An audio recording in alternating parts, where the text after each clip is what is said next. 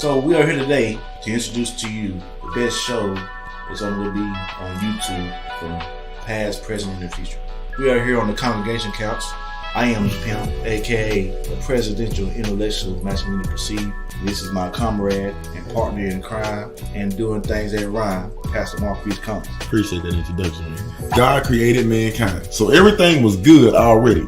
And then, while everything was good, he decided to create mankind in his own image. His own image. We're going to start it off from the very beginning on what I believe to be what started all the simp things going on, the anti-pimp way, the anti-dip on your chip way, you know what I'm saying? The things that get you where you want to go, get you in your move, in your groove. Adam fell us all, baby, and I'm here to let y'all know that the pimp way is on the way.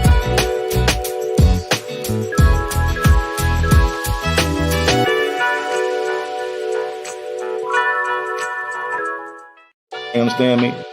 This 1100 thing is I'm saying right here with this pimping house. You know what I'm saying? This dip on my chip go long, understand me? It go long. It go long and strong, understand me, Pastor? Go long and strong, huh, baby? We still, you understand me, this Pastor? guy right here, he still understand me, we got to pray. We got to pray just to make it today. We got to pray just to make it today. I don't fool with them canteen of things, I like them big chips, you understand me? I like a lot of dip, Pastor. Maggi onion soup and Nestle reduced cream for the freshest, creamiest dip. A whole lot of dip on my chip. We're going to try to get back to this verse. He show out every now and then. We got to wait on him sometime, but we're going to get back to the word. So, hey, I let them scoop, Pastor. Verse 2. Verse 2. That's what happened when the word try to go forth. Somebody always trying to talk. Hey, big grab, Pastor. Hey, you know the big grab? We never know how the show gonna go. So I'm gonna wait. I'm gonna give him a moment. Big grab, Pastor. Hey, Pastor, hold on. Lord help. Verse 2. I want all of it, Pastor. All of it. Verse 2.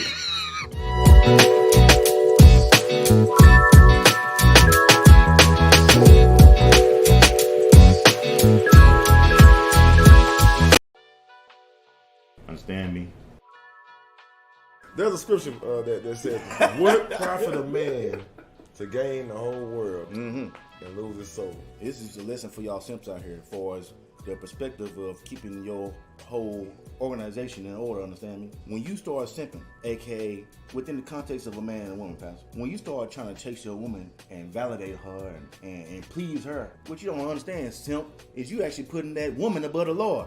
You don't know that in the time, but that's what you're doing. You know what's gonna happen? You guaranteed to lose the woman. You're gonna lose the woman because you put the woman above the Lord. And so if Without you go, divine order. understand me? Yeah. So the Lord gonna take her from you. You think you're doing the right thing by worshiping her and laying out the red carpet for no reason whatsoever. Whatsoever, she ain't earned none of that. You just doing because you feel like it's the right thing to do, and the Lord go take you from her. I ain't seen one simp out here right now, Pastor, who is still winning. Every simp right now in 2022, Pastor, taking L's, big L's, Pastor. They losing everything they got, including the woman.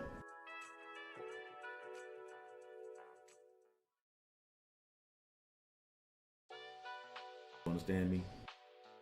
If at any moment your voice raises to a higher octave than a bass,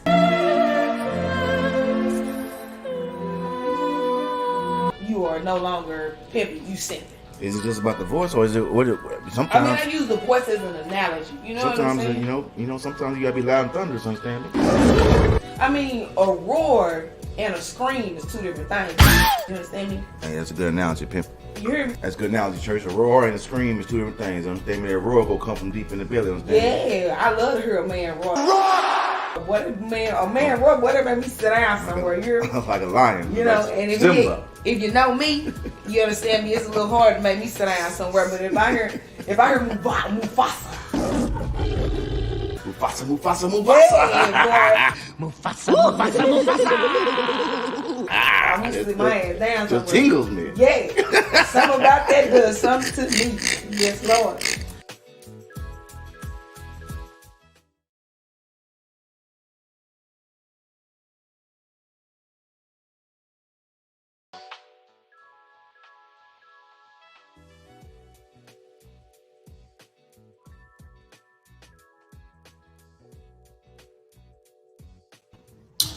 All right, church.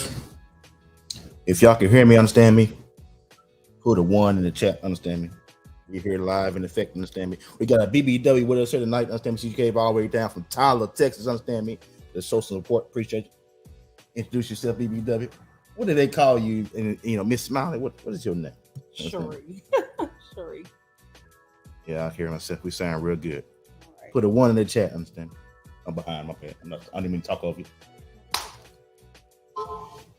My bad.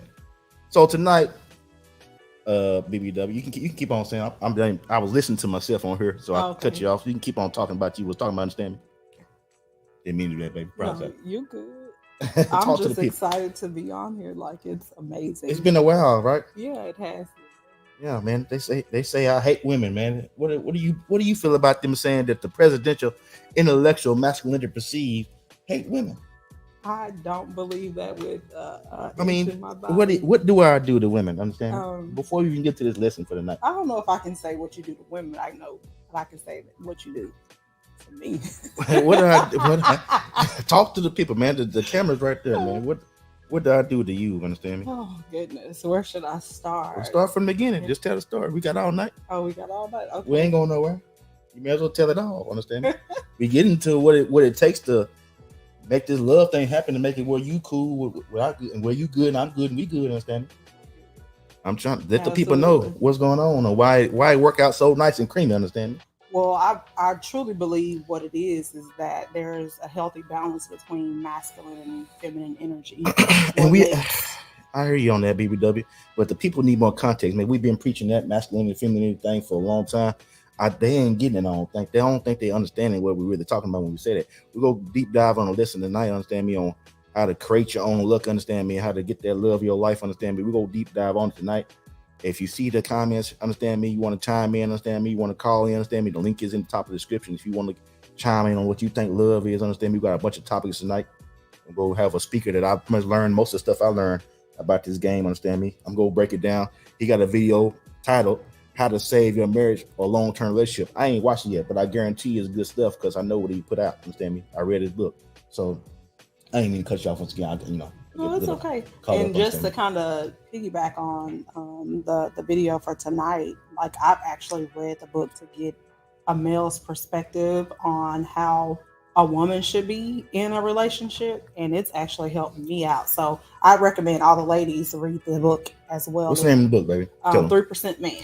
3% Man by Corey Wayne. Understand me? That's the book that's gonna get you where you want to go. I guarantee it.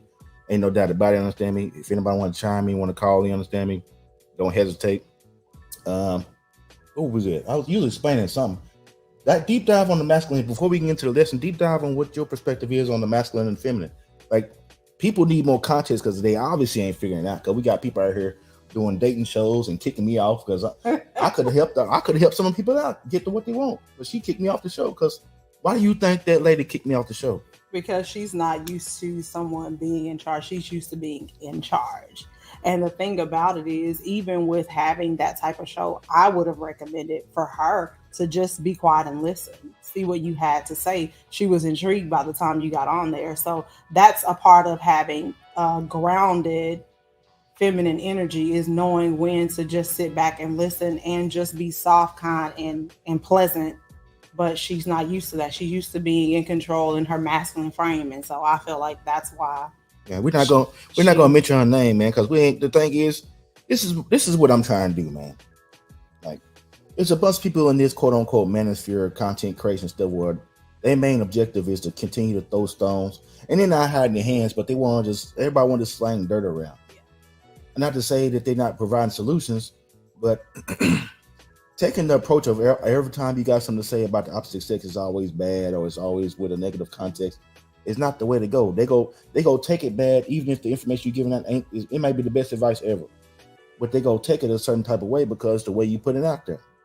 Not to say, I got a sharp tongue. I understand me. I've said some things in my lifetime. Don't get me wrong now, but I learned the error of my ways with that approach to where it ain't gonna really work out too much longer for you when every time you talk to somebody, especially when it comes to women, they always perceive you as being upset about something.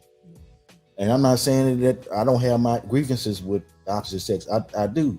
But at the same time, I firmly believe that it's up to us men to kind of guide and mentor and correct those things. And if a woman can't take your direction, just leave her alone. That's your options. Either she can take the instructions and take your direction and move forward and within your program, understand me. She's willing to be a happy, humble, servitude, full of life and love and feminine energy to do her bidding, to help you be great, the greatest man ever. Either she's prepared to do all that or she just ain't the one for you. And if she don't want to do that for you, then that's fine, sir. Just move on. There's plenty of other women out there, and to continue to work on yourself, continue to better yourself, I guarantee the woman that really wants to be with you will come and she'll love you to death and won't stop loving you. So without further ado, it's prime time, baby. You know we got to hit this music, understand me?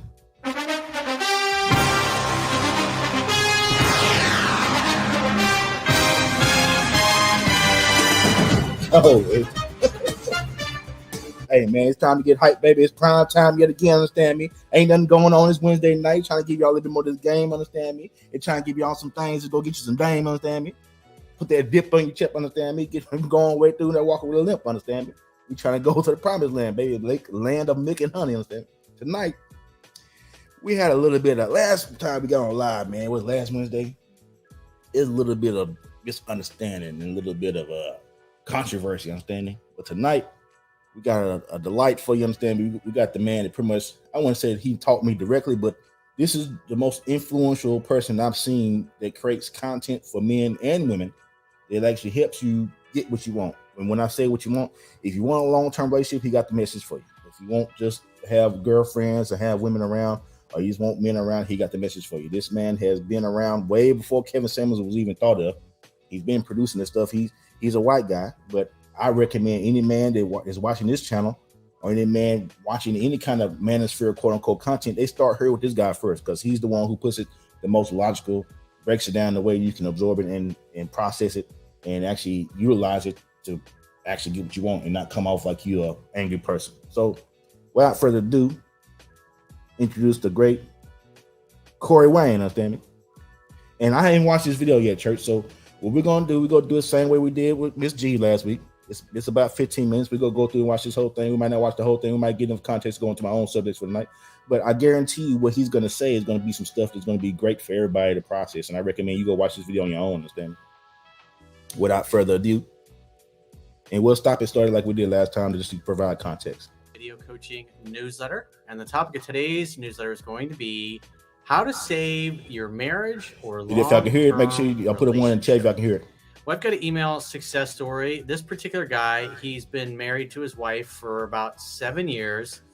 And he says for the most part, it was a loveless, sexless relationship. Lord, let's stop right there. Let's stop right there. See, I didn't even know he gonna go into that. But the first thing he talked about was it was a loveless, sexless relationship. I know a couple people know scenarios. I couldn't do that. I'm not going to do that. Understand me? I'm not going to be in a scenario where I'm having a loveless, sexless relationship. That's why I'm creating this show to not only help myself, but to help others get this understanding of what you need to do in order to get where you want to go in life when it comes to the opposite sex. Let's carry on. He started right off the bat saying it's a loveless, sexless marriage. Bless their heart. Thing is he started following me about a year ago. And he wasn't really listening to what I had to say, wasn't really implementing it. He said, in his own words, he was kind of stubborn and wanted to do it his way. See, but see, I'm going to stop there again. We want to do things our way. Sir, ma'am, if your love life ain't the land of milk and honey, you don't know what you're doing. Let me put myself back up here so y'all can see me, understand? Y'all need to get some understanding on this. This is where we fall short a lot of times. We fall short a lot of times, church, because we want to do it our way. Your way don't work. I was doing it my way. My way didn't work. My way got me divorced and got me in the friend zone for 4 years. That's what my way did. When I started doing it somebody else's way, that actually know what he's talking about. Now I got BBWs. Now I got women that have me in the friend zone. I wasn't in the friend zone no more, understand me? They got me out real quick, fast in the hair. They had to get me up out of there. They couldn't keep me in there, understand me? They had to get me up out of there. Friends on him, no. Had to get that presidential up out of there, understand me? Let me go ahead and just go back to the show, man. Come on now. Talk to him, Corey.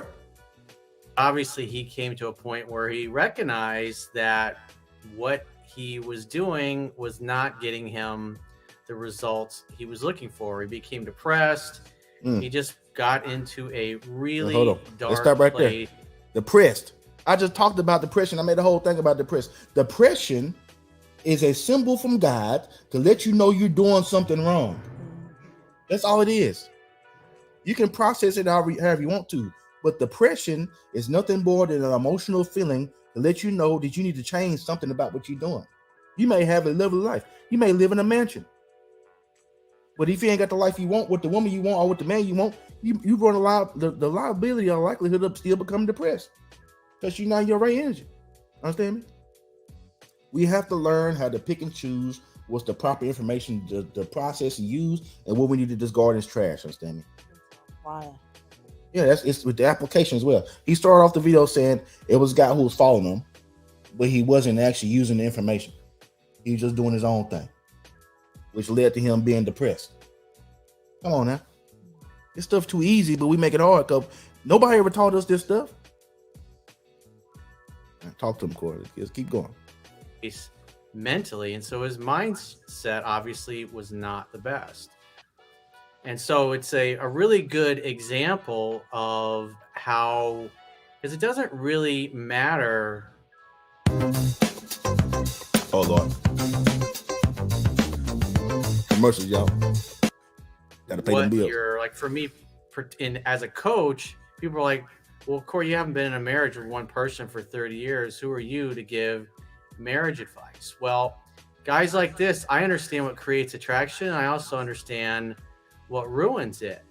And so guys that are in relationships, let's stop right there again. All right, this is something that people like to come in me with about a lot of times. They used to at least. They used to come at me with the notion of, well, you ain't got no kids. You ain't got no wife. How you know? Well, I may not have no kids, I may not have no wife, but I know how to make a kid that's never seen me before sit down and shut up when he comes to sit in my barbershop. And sometimes that require me telling the mama and the daddy to go outside. I know enough to do that. I've been married for 4 and I failed because I was still simping at the time, understand me? But I learned to earn my ways, and now I got 2 women that love me to death, understand me? So I know enough. I had 3, but one of them, she was doing too much. Had to let her go. She got her. Had to give her walking papers, understand me? She wasn't trying to follow the instructions, so I had to let her go about her merry way.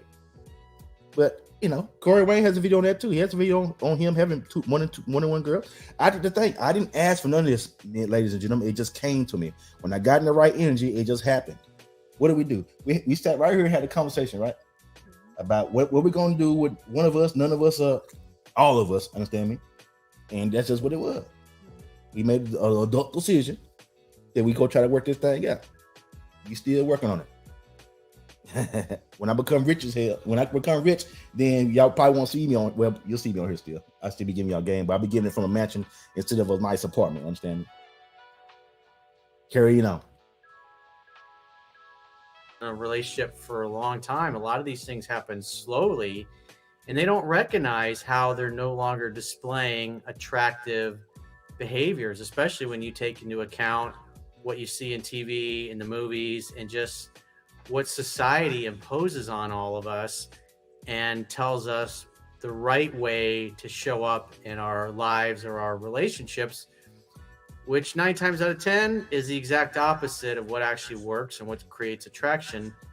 We'll stop right there. We got to talk on this one. Can you speak to that, BBW, on especially nowadays? What do you think about what is society telling men and women nowadays? In your perspective, what do you see on social media and in society for as the proper scenario between men and women? What do you see? The proper? What is society telling us to do? Well, society, from a woman's perspective, talk to the people on the channel.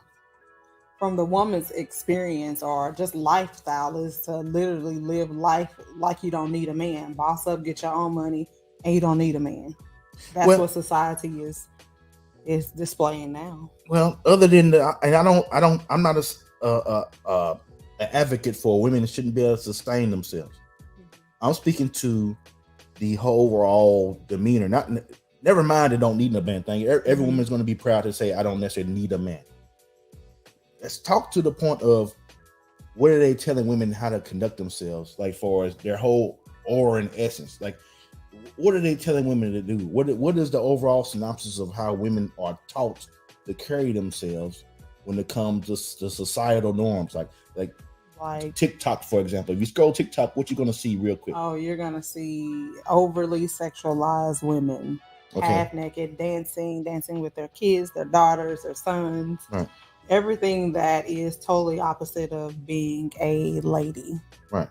So, what do you think is the overall goal for this, for us keeping women in that kind of thotty energy? Understand? And the thing is, they have conditioned them, and society even advocates for this, that a woman can conduct herself in that manner, and you can't judge her. And I'm not going to sit here and say anything because I look myself, the logarithm I don't think you can escape it on TikTok. That's just what's on there. So I think everybody's going to see it on TikTok. So what exactly? Okay, Protege said, society says get that bread, get that head, and leave. Understand me? That's what it says to do, huh? You know what I'm saying? That's what it said to do. Nah, that's the wrong answer. Understand me? Let me hear it again. That's the wrong answer, ladies and gentlemen. That ain't go get you the man of your dreams. Understand me? Let's go have you out here sad and lonely. Understand me? Let's go have you out here. Yeah, you out here like that. Ladies and gentlemen, if you are a woman and you advocate for twerking all day long, and that's your MO, understand me? That's what you like to do, is you want to get on the gram or the YouTube or whatever, you want to twerk all day. You ain't gonna ever find the man you want. You gonna find a bunch of simps, and all this gonna do is lead to a life of tragedy, may even potentially end in death of you and him. Understand me? It's happened a couple times in the past 6 months that I am perfectly aware of. And with that, even with twerking, like, people are getting monetized now, like on social media, for showing those types of videos. Right. Free. Yeah, that's a whole anthem. FREEF, free. They singing and happy. They happy about it. They happy. But the thing is, that's what they don't understand, the connection between your energy or your persona that you're putting out only attract F. That's all you're gonna get. So that's your only experience with men. So you get conditioned to think all men are F boys, and that's all you ever see. You never see a nice man with his life together. And that nice man with life together is not going to be checking for you while you're on TikTok. And it's not even about the whole, like, I'm by no means am I saying a woman can do that and still get a man she wants. It's impossible. All she gonna attract is F boys doing that. But at the same time, there's levels to it. A woman, she may not necessarily be on Twitter or TikTok, but she might be on Facebook with a sideways selfie every other week or every other day. Like, lady, we seen your butt. We know it's big. We are aware, lady. You don't have to take another sideways selfie in the gym today. We seen it. We don't have, every time you go on vacation, we don't have to see you posing sideways in every vacation spot. We are aware. We've been knowing you had a big butt since high school. We are aware, lady. And all the simp dudes they go continue to get on there and pump your little head up and have your ego on swole. But if you ain't got no man, it ain't worth the hell bit. And if you ain't got a man you like, if you ain't got a man you madly in love with, you're doing something wrong. Especially if you look that good. If you are that attractive, where all you gotta do is post a selfie, you get 100 likes on average on just a selfie, and you can't find it, and you don't have a man that you like. I mean, when I say like, I mean you are absolutely madly in love with this man. You are doing everything wrong. Absolutely, positively, everything wrong, young lady. And you need to take heed to these words. Y'all might not like this tough medicine, but I'm probably gonna be the only person that's gonna give it to you in a way that ain't talking crazy to you, and you actually can process it and use it and implement it and go live the life you really want to live. Nobody wants to be 45, 50 and single as a black woman or a white woman or whatever nationality woman you claim yourself to be. Nobody wants to be that. But here we are. People still find themselves in horrible scenarios, not understanding the detriment of their ways and the detriment of their actions, and they find themselves being like that young lady that I spoke to a couple weeks ago, freezing their eggs, 45, 42 years old, got her eggs frozen. All she's been exposed to is simp man, and she don't understand the logic of you got to change something about yourself. And she's transitioned into stealing a whole other man's platform and vibe and adding more fuel to the fire of her misery. That's basically what she's doing. And that's quite sad. It's quite pathetic. But, for every yin, there's a yang, understand me? We are the advocates, and we are the opposite of that kind of energy. That's why the show is called Survival of the Simp. Every man's going to simp and has done simp stuff. The first man on earth did simp activity. That started all the simp. We are the survivalists of the first simp. Adam, the first simp. You ain't watched that video yet? Go back and watch it. It was our first one. It got over 1,000 likes, understand me? I think it did quite well. Meals on Wheels says, a lot of chicks been naked on social media for a decade and nothing has changed. That is true. We've been seeing your butt. We've been seeing your butt on Facebook since Facebook been Facebook. Your butt was exposed since MySpace. Time then came and went. And you still out here with your booty on exposed and wondering why you can't get a man. And men, I don't want to, this ain't a drag on women thing. We don't do that here. But men, if you find yourself in a long-term relationship and your wife cheating on you or your girlfriend cheating on you, sir, you got work to do. If you're a good man, quote unquote, you do everything right as far as the checking the blocks. You work hard, take care of your kids, you're an active father in your life, and your wife finds a way to still cheat on you, sir, we have some corrections to be made. Corey Wayne gonna give us a little bit more game on it. If you gonna leave comments, understand? Mr. Collins said, I think it's more widespread than ever. Women off the pair with men they really don't like. Yeah. Because they've been conditioned to that's what they call settling. But every woman talking a man talking about they don't want to settle, but you end up settling anyway. Because you're not prepared for that great individual. Greatness breeds greatness. You're only going to attract what you are. Like, that's a cliche statement, but it's true. You only attract what you are. If you're a miserable individual, you're going to continue to attract other miserable individuals. And that's just what it's going to be. You can't change that. That's a God-given rule. That's a reality of planet Earth. You get out what you put in. If you're putting out the wrong energy, all you want to do is take sideways selfies all day and post thirst traps and go on trips and make your money, then later you're going to be single forever. Especially if you pretty. The more pretty you are, the more feminine and docile you got to be. Because most men are going to be intimidated by you. So that good man you want ain't never going to talk to you. Not acting like that. He just go, if he do talk to you, it's going to be for one reason only. He ain't going to be trying to wife you up. That's for dang sure. Let's get back in his word, man. Between men and women. And so when guys, like I say all the time, even if you think I'm full of crap, if you apply what's in 3% man, you will see that it will work for you and you will get better results than you're currently getting. And so this particular guy is case in point. He was following me for a year. He's like, I don't need this guy. I can do it on my own. I'll just cherry pick a few things here and there. So I got a quote that I wrote, and then we'll go through his emails. Right there. I got to chime on this. You, ma'am, sir, you can't cherry pick nothing. You don't know nothing. Stop acting like you know anything. You don't know nothing, sir, ma'am. You been out here wilding out. You be coming through here thinking you know everything. The only thing you be getting is this. That's all you been getting. But you want to lie to me. You want to lie to yourself. You want to lie to God, but you can't lie to God. Understand me? God know everything you done did, all your simp activities. You know all your thirst trapping ladies. You can't avoid it. Get your act together. If you are 30, 40 years old, still single, and actually want to be in a relationship with somebody, you got work to do. And you need to listen to somebody other than your close circle of friends, because your close circle of friends have failed you miserably. Especially if you everybody call themselves a good woman. Everybody call themselves a good man.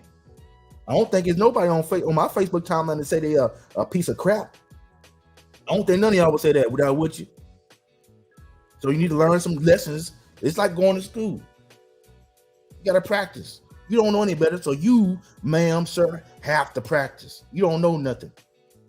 But I know enough to have a BBW right here. I got another BBW, and I had another one. She wanted a BBW, but she was around, and she had to get on something. But I know enough to accomplish that. What do you know, sir? Are you accomplishing this? Have her sitting here smiling and grinning and chilling? Can you accomplish that, sir? And she been married before. But was your last husband able to accomplish this? Have you sitting here grinning and grinning most of the time? Not at all. Right. And y'all was married and had kids and everything. Come on now, church. Come on now. You gotta start measuring your life by the actual results. Going these burgers out here making it. No sugar grandma. This is what these girls see, man. Well, I think I know who he is. I think it's an older lady that looks young. I don't know Bernie's Burgos person, but I think I heard the name. I think she's an older lady that actually looks young. Hey, more power to her. Older lady that be in the hospital bed. I don't know. We got a pastor here, understand me? This guy's locked in. The convo without their verbal context, I ain't heard not one work, sir. Understand me? I'm trying to hear what he's saying. What is he saying? He's just saying we put in their work tonight, BBW. That's what he's saying. All right, hold on. Gotta shake what you got. Hey, Mills, it worked on Players Club. But what happened on at the end of Pay Club? Diamond got on top of Ronnie Tail, man. Laid out, stretched out. Hey, if that's what you want to be, stretched out while they roll credits, keep going by all means. Don't let me stop you. Let's get back in this word, man. Don't let me stop you. Did to wake up and turn things around. And the quote says, it's a man's job in the relationship, or it's a man's job in relationship to be the leader and king of his kingdom, to embrace his masculinity by being dangerous but kind, to focus on his mission and purpose in life, but to also be playful and fun and not take himself too seriously. Right. Women want to be in a love story, and it's the men's job in the courtship to sweep their women off their feet by romancing them properly. Women want to be led by a man who knows who he is, what he wants, and who goes after it without fear or shrinking from challenges. All right. That's a good place to stop. All right. He talked on a lot, man.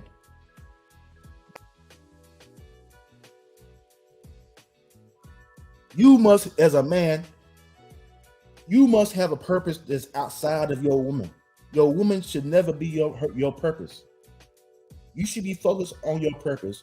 The byproduct of her seeing you on your purpose is just right here. This is the byproduct for her seeing me working, seeing me on my purpose, seeing me on my grind, seeing me work a full job, come here, do a YouTube channel, and still cut hair on weekends and still driving to church every Sunday. Her smiling and feeling good about herself because she's attached to me is a byproduct of me being on my purpose. That's how that works, sir. Ma'am. That's just what it is. You can't deviate from that. There's a masculine man. You must have a purpose outside of her. As soon as you make her your purpose, you will start to lose her. It may not happen right then. It may take years, but eventually she's going to check out. And when they check out, they go move out. You might be moving out, understand me? Bless your heart. These are the kinds of men who make their women feel safe and comfortable enough to submit and become their greatest cheerleaders, fans, and teammates. All right. Teammate. Fan. If you're not a fan of your man, it ain't the man for you. If you don't look at your man and be in a sense of awe, that's not the man for you. If you don't make you tingle when you're around him, that ain't the man for you. If you don't get a little horny every time you see him, that ain't the man for you, understand me? If you see him, you don't hear this music right here, understand me? And my sister's favorite song, let me try to hear that in your back of your head when you see this man. He ain't the one for you, ladies and gentlemen. You should hear that noise every time you see him. You should have rainbows and puppy dogs in your eyes every time you see that dude. If you don't feel that way, he ain't the one for you. Move on. You ain't gonna hurt nobody's feelings if you don't feel that way no more. And you need to figure out how to be more feminine so you can attract the man that makes you feel like that. That's just what it is. keep on getting this word, understand? Got a lot to get through. Amazing context this lesson tonight, though. Let's go through his email. He says, "Hello, Corey. I've been a student of yours for about a year, Idiot. but I have never put your teaching into practice until recently." Well, you can watch every single video and you can read my book 100 times, but if you don't apply what it teaches, it's useless. If you keep doing what you've always done, you're going to continue to get what you've always got. And quite frankly, most men and women that come to me aren't here because things are going well in their life. They've showed up in my YouTube channel or my website or my other social media or reading my books because things have gone sideways and they're looking for solutions. And the reality is I have those solutions. And hey, he ain't tell no lies. I ain't apply everything I learned in the book. I applied just a little bit.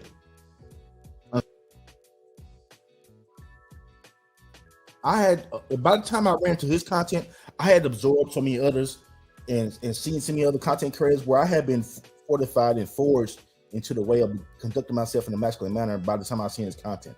So most of the stuff that I heard him say was stuff I had already seen and heard before.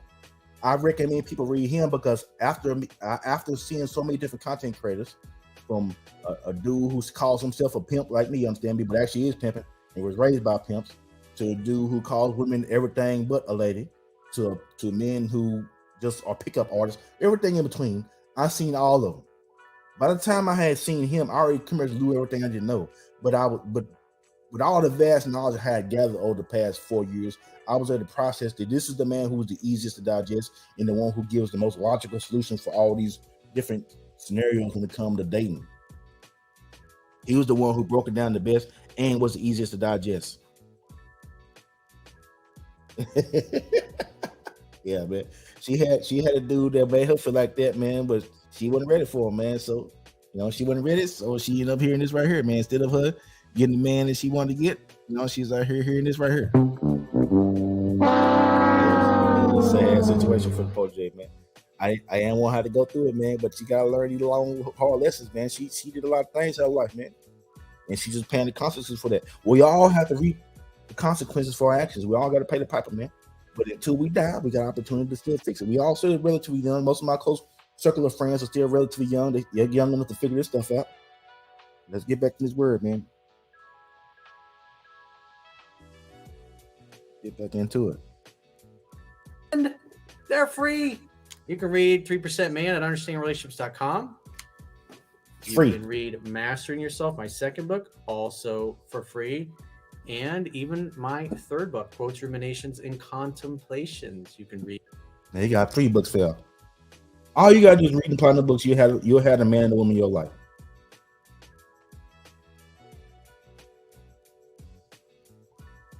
I mean, it's not sad that you're acknowledging it. It's sad that you have to come to that realization, and instead of being given this knowledge at an earlier age, so instead of seeing that man and knowing you're not qualified for him, you could have met him and know you're qualified, maybe even overqualified. And you can match all the energy he brings to the table, and you can accept all that and live in it and rest in it and be, for sure, this is the life I deserve. That's the sad part. The fact that you seen the opportunity of a lifetime, but you knew you weren't worthy of it. I commend you for your honesty, but it's still a sad situation that you had to actually witness something that was so great that you couldn't even accept it because you're no how qualified to even receive that. And at least you even in that scenario to even think that way because you learned a thing or two in the past couple of years.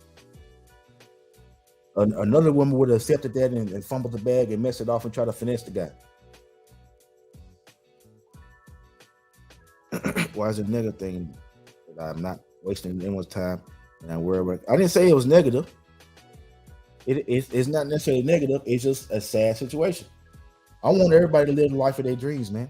So if you come into contact with a man you felt like could have provided you a life and a lifestyle that's way better than the one you had currently, and the only reason you couldn't accept it because you felt like you weren't worthy of it, to me that's just like a sad scenario. No matter if you were honest or not, it's still a sad situation.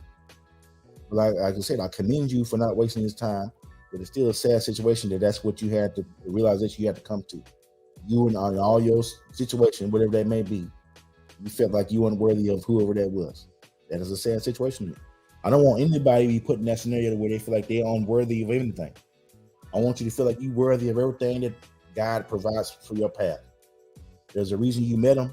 Maybe it's just a reminder that, hey, maybe you met him because you need to be a realization you need to step your game up. And maybe you ain't there now, but maybe you can get there. Maybe that's what that sign was. It ain't negative. It's all about perspective. Maybe that was a symbol for you. I need to do more. What I'm doing now ain't enough. So next time you run into a man like that, you'll be ready. Nico Mom said, I don't think it's negative at all. I think you didn't even realize that you might be ready to accept it. Yeah, man. It was a little dope thing to do. It's still sad nonetheless, because I'm to a point now in my situation to where I don't think it's a woman on earth that I feel like I'm unworthy of. I've done enough good things in my life. I made enough notoriety and helped and touched enough people to where I feel like I'm valuable to society. I don't think there's a woman on the planet that I feel like I'm unworthy of it. And at this point, am I going to do all this simp stuff, jump through hoops to get up? Nope. But, hey, if she need all that, she don't need a man. There's women out here taking sideways selfies who feel they deserve it all. I'm so confused. Hey, that's why we're here to provide clarity, man. They feel like they deserve it all because society tells them to. Society wants them in that bass backwards mind state, because people in a bass backwards mind state are much easier to control. That's really the end game here. They want to keep us all bad, built, and bothered. Understand me? A little rhyme with that. That's what they want to keep us at. Bad brains and bothered. That's what they want to keep us at. For free. So you have no excuses on not getting better. You got to participate in your own rescue. He says, I was stubborn and thought I could fix my marriage on my own. But you were always there in the back of my mind. If you work in IT, you need Terra, an all-in-one remote monitoring and management solution to run your entire... Yeah, it's like people don't change their belief system until they recognize it's not working. Obviously, in this guy's case, he hit the wall and he recognized it's not working. He says, I've saved my family with your help. That sounds like you, Jay. So you hit the wall. So you hit the wall. You realize everything you did wasn't working. And that guy, that amazing guy that you met, was just a reminder that everything you've done so far didn't work. That's all it was. It's just a lesson. Maybe you need to read this book 10 to 15 times. Next time you be ready. Before I met my wife, I had a lot of lovers. I was carefree. I came and went as I pleased. Dates, fun, and sex were always on tap because I was always dating multiple women throughout my adult life. I answered to no one. I was very masculine and purpose-driven.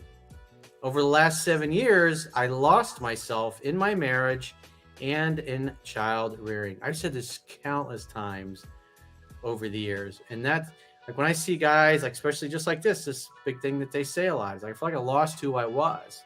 So in essence, what happened was he stopped being the attractive man that his wife fell in love with. And so from her perspective, she was no. All right. So we need a deep dive on this one too.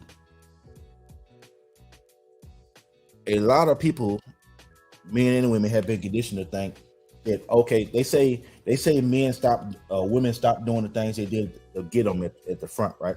So if you start off doing simp activities, the problem ain't that dude stopped simping. I guarantee you, that dude that was doing a bunch of simp stuff and to keep you or to get you or whatever, he didn't stop doing all that. It just stopped working. He didn't stop. I know a multitude of dudes who never stopped simping. They still took all kind of selfies and stuff with their wives, taking vacation pictures, all that stuff. He simped to the end. But what happened wasn't that he stopped simping. What happened is his simping got old. It didn't work anymore. And it never really worked, but it was enough to sustain her and give her a false sense of reality. It's something in the past was talking about them wolf tickets, right? Your currency for a successful relationship as a man is not your money, even though and this is slippery stuff. This is where y'all got to pay attention here. Your money is not a tool to get a woman. Your money is a tool to sustain you having a lovely life. If you have a woman, she gets to absorb their lovely life as a byproduct of being with you. Nothing more. Your money is not to get her, but in order to take care of her, you need the money. I hope that makes sense.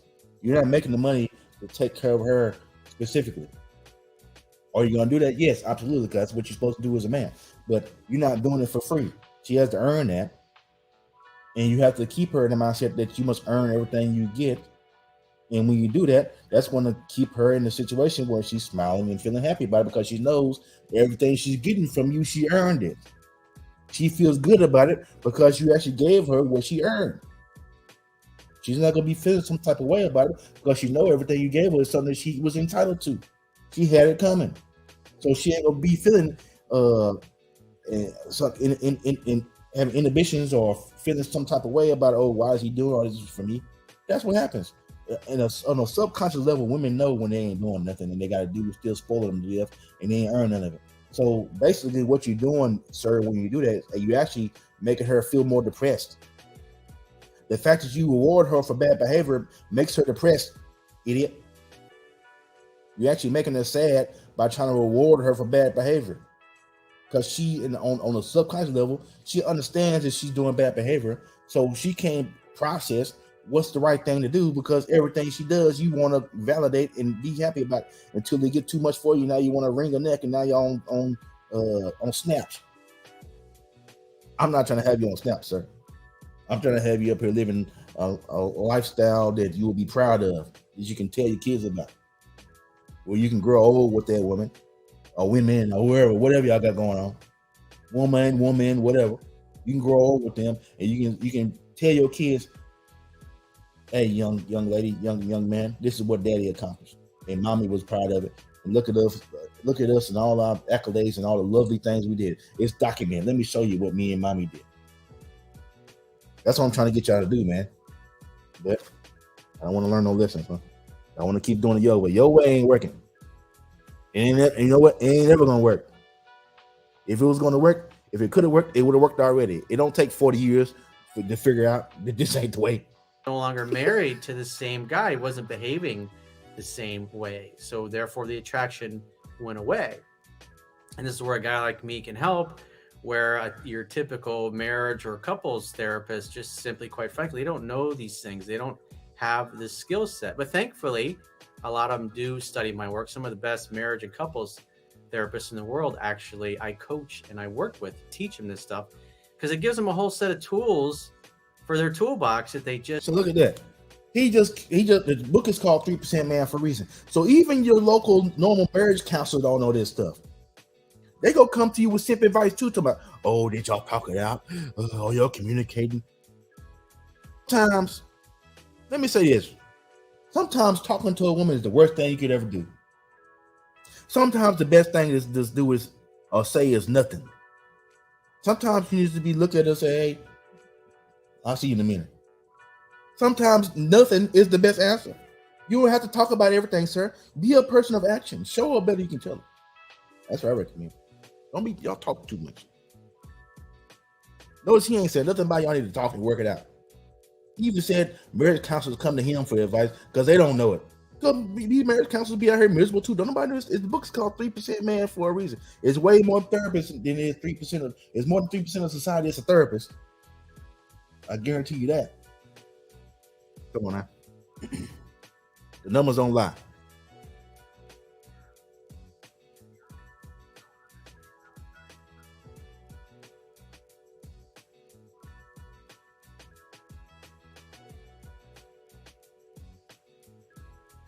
Stuff, because it gives them a whole set of tools for their toolbox that they just simply don't have.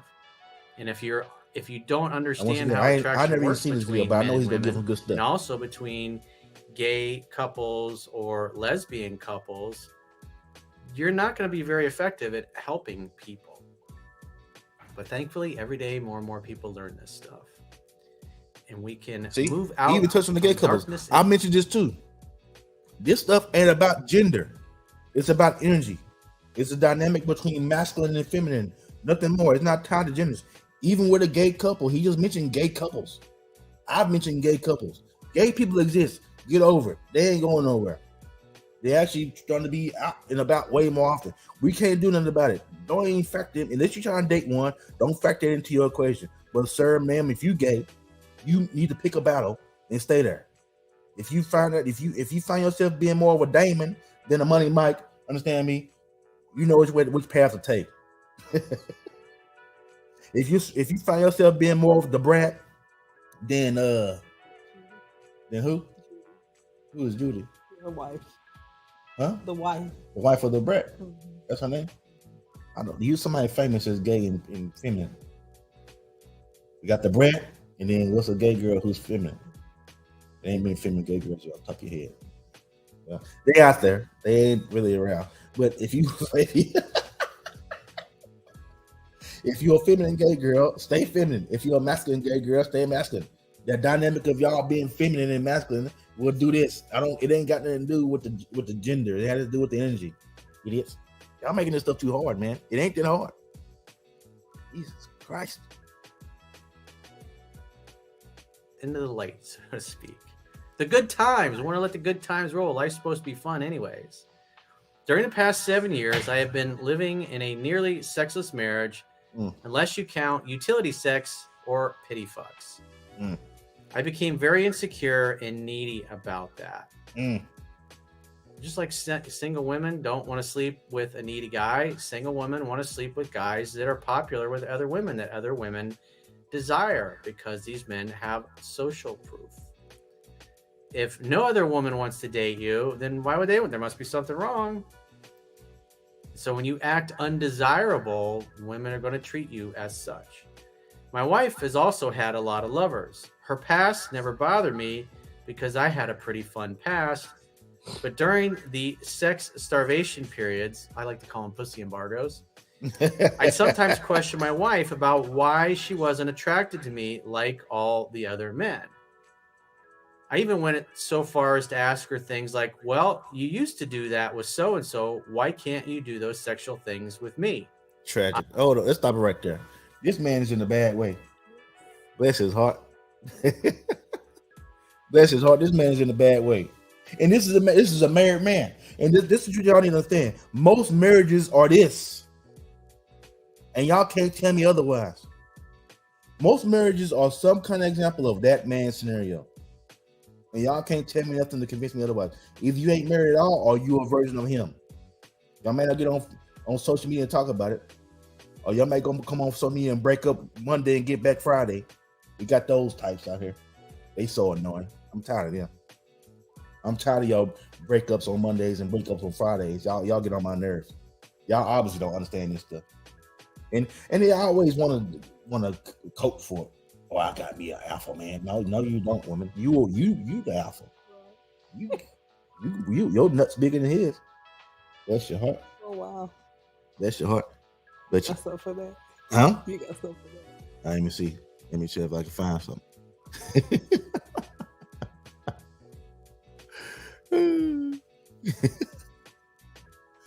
Oh hell no! I can't rock with it, man. Y'all nuts bigger than his. Bless your heart. But y'all swear y'all got it all together. Just because y'all make a little money. See, women, this is what y'all need to understand. Women, your money ain't worth the hill of beans. Because unless you're prepared to give y'all your money up to take care of a man, then it ain't worth nothing. A man is conditioned to use every ounce of his income to take care of a woman if need be. Is it wise to do so? No, but men have been conditioned to do that. That's the double standard. A man will willingly take care of a woman with all his money, and a woman will willingly not do that. She's not going to be volunteering all her cash to take care of a man. Nobody in society is teaching or telling women to do that. But men have been conditioned. Men just understand the process that me having to take care of this woman is a part of the deal. It just comes with this. Okay? Get back to his word, man. I was a needy bitch. Bam. See, the reason he's been able to turn this around is because he admitted his mistakes. He didn't try to blame women and say all women are the same. It's their fault. We're married. We got a 30-year mortgage. She should be giving me sex on a regular basis.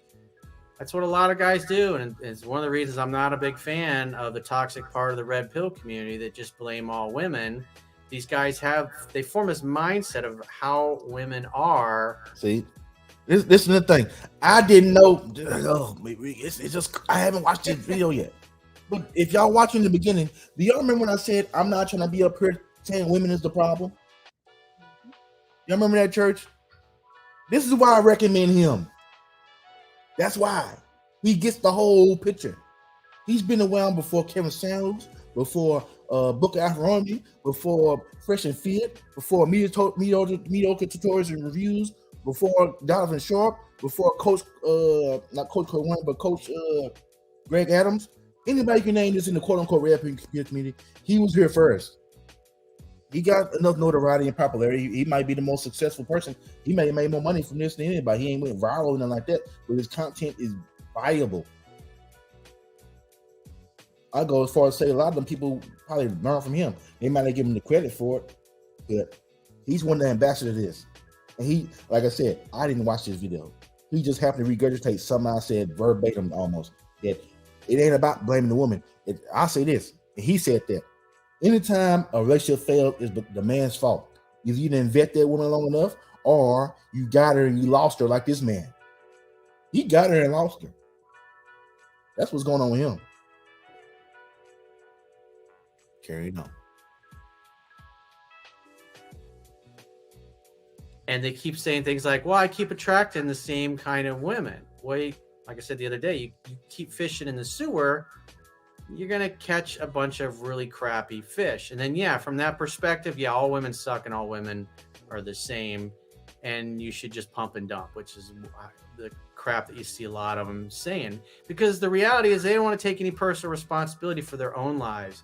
They don't want to take any responsibility for the fact that maybe they had a knowledge gap and they attracted women into their life because of their knowledge gap. And on top of the fact, they ignored the red flags and proceeded anyway.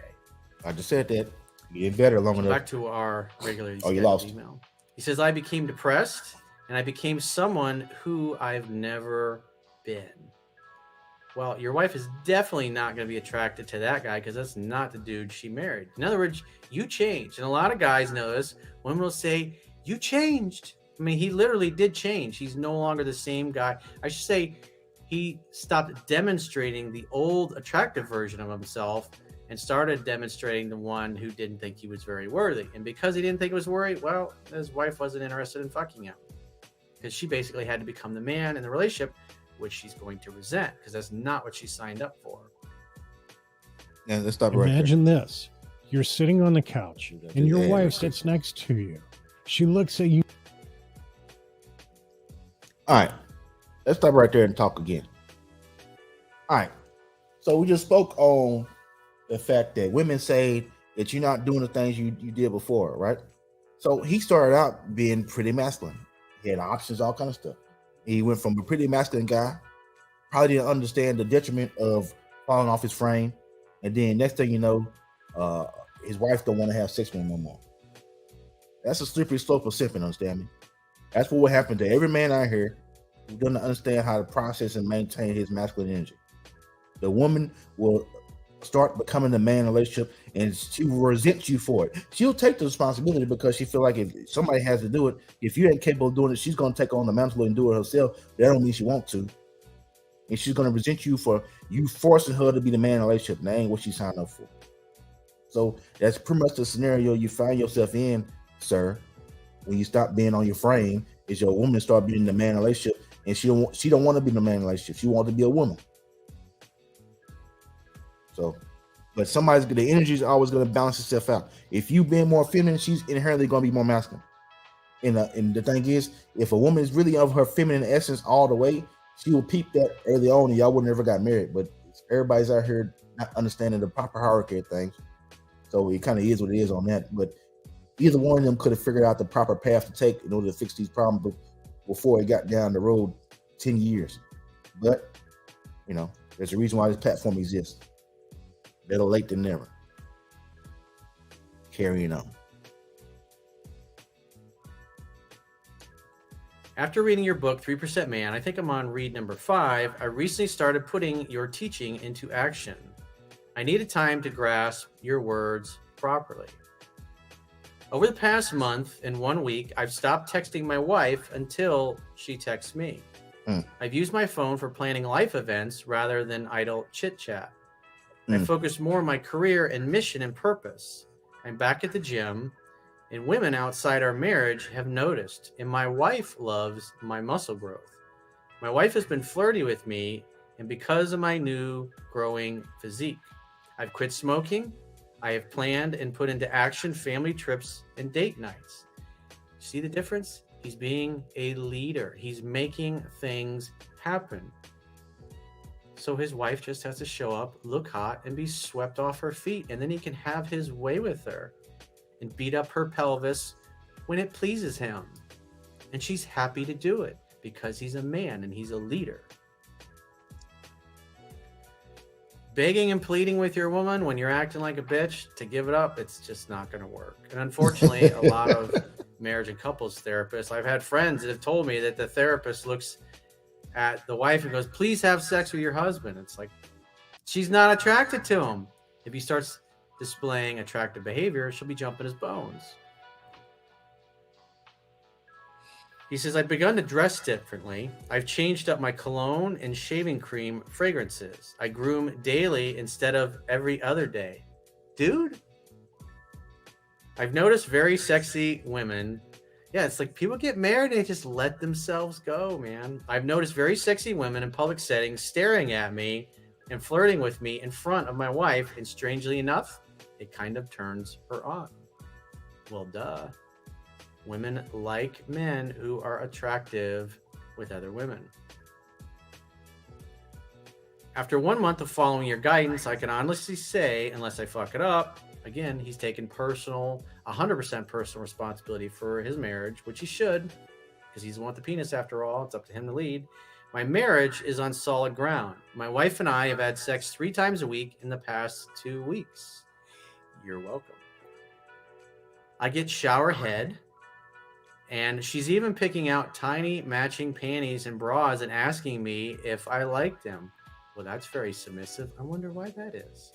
She wants to please her man because he's being a man. It's amazing how that works, man. My wife is glowing and I can feel her becoming more free in her spirit. She's bringing the joy back into your life because you're bringing it into hers. It's not just sex that has improved, though. The biggest win is that I see my children glowing more. That's fucking awesome. They are happy, they are more fun, and they are more playful. They are seeing and feeling their father and mother have a healthy marriage. That's a huge win in my book. Yeah, I'm just letting this play out, man, because there's nothing else really to say, man. Let this man teach. To give him a great example. I ain't got nothing to add to this. What it's supposed to look like, because your kids are going to do whatever example, they're going to follow whatever example you display for them. That's a fact of life. If you got a loveless, sexless marriage, well, guess what? They'll go and get into loveless, sexless marriages themselves. Babies. What you coach has inspired me to be masculine again. My wife is feminine again. She is mirroring me, her king, her leader, her rock. She and the children are following my lead, and they too are exercising as we, as a family, are eating clean and enjoying the fruits of life. That's awesome, dude. I'm so happy for you guys. So thank you for what you give. You are one of my wife's favorite people, and she has no idea who you even are, because I've not told her about the man that has taught me these life-altering truisms. Well, I do have a lot of couples that at some point, they actually both read 3% Man together, especially the 10 Disciplines of Love. Because quite frankly, if both of you understand this backwards and forwards, I wouldn't introduce it right now, maybe 6 months, a year down the road when things are going really well. Say, hey, I got this great book that really helped me out a lot. And I think we should both learn it backwards and forwards for our babies so we can teach them to know what to look for. So when they grow up, they can have as awesome a relationship as we do. I made it my goal to see this through the 90-day period and keep taking this new me and new us into the future for the rest of my life. You were so brilliant. I honestly think you should be up for the Nobel Peace Prize, brother. Well, I appreciate that, but when you saw that they gave Barack Obama a Nobel Peace Prize, like literally days after he got sworn into office, that's when you realize the Nobel Peace Prize is just a totally useless thing that elites give to each other to virtue signal in the media. It has absolutely zero meaning. It's worthless. But I appreciate the kind words and the kind thought. And so if you've got a question or a challenge and you'd like to get my help with, all right, go to understand. That's enough, man. We can get back on to what we have for tonight. So he gave us a whole bunch of context, understanding. He gave us a whole bunch of understanding. He gave us a whole bunch of dip on our chip. And like I said, all I did was apply what I learned. And this level of life I live is the byproduct of that. We go get back into the rest of our lesson tonight. We do got some other lesson plans outside of the great Corey Wayne. Understand me? Let's go ahead and give him a round of applause for that. Let me go ahead and understand me.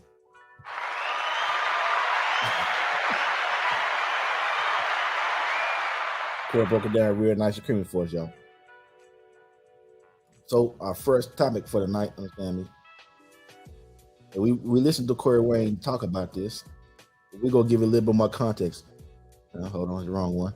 My bad. Getting ahead of ourselves. Here we go. What is love? Understand me? I'll let you go first, baby. What do you define as love? And I'll give you my definition from what I've learned. What do you think love is? And talk to the people. Love is an action word to me. So you have to apply yourself in being kind and supportive and nurturing, and it's application. It's proving yourself worthy of receiving it, but also giving it as well. So that's my definition. That's your final answer. I don't dislike the answer, but I like to keep things real simple. Love, from what I've learned, is nothing more than the dynamic between, as far as what we perceive as humans. Love is nothing more than the dynamic between masculine and feminine energy. That's all. That's what love is. Nothing more. We can talk and add a bunch of layers to it, but basically it's just the masculine versus feminine is going to come together. That stuff in the middle, that's what I would call love. It's just the dynamic between that. Now, what you said, I'm not saying it's a bad answer, but I like to keep things real simple and real easy to follow when I explain stuff. So that's my definition of love. Anybody want to chime in the comments what they think the definition of love is? We'll go on to the next comment, though. But that's the presidential intellectual masculine perceived definition of love.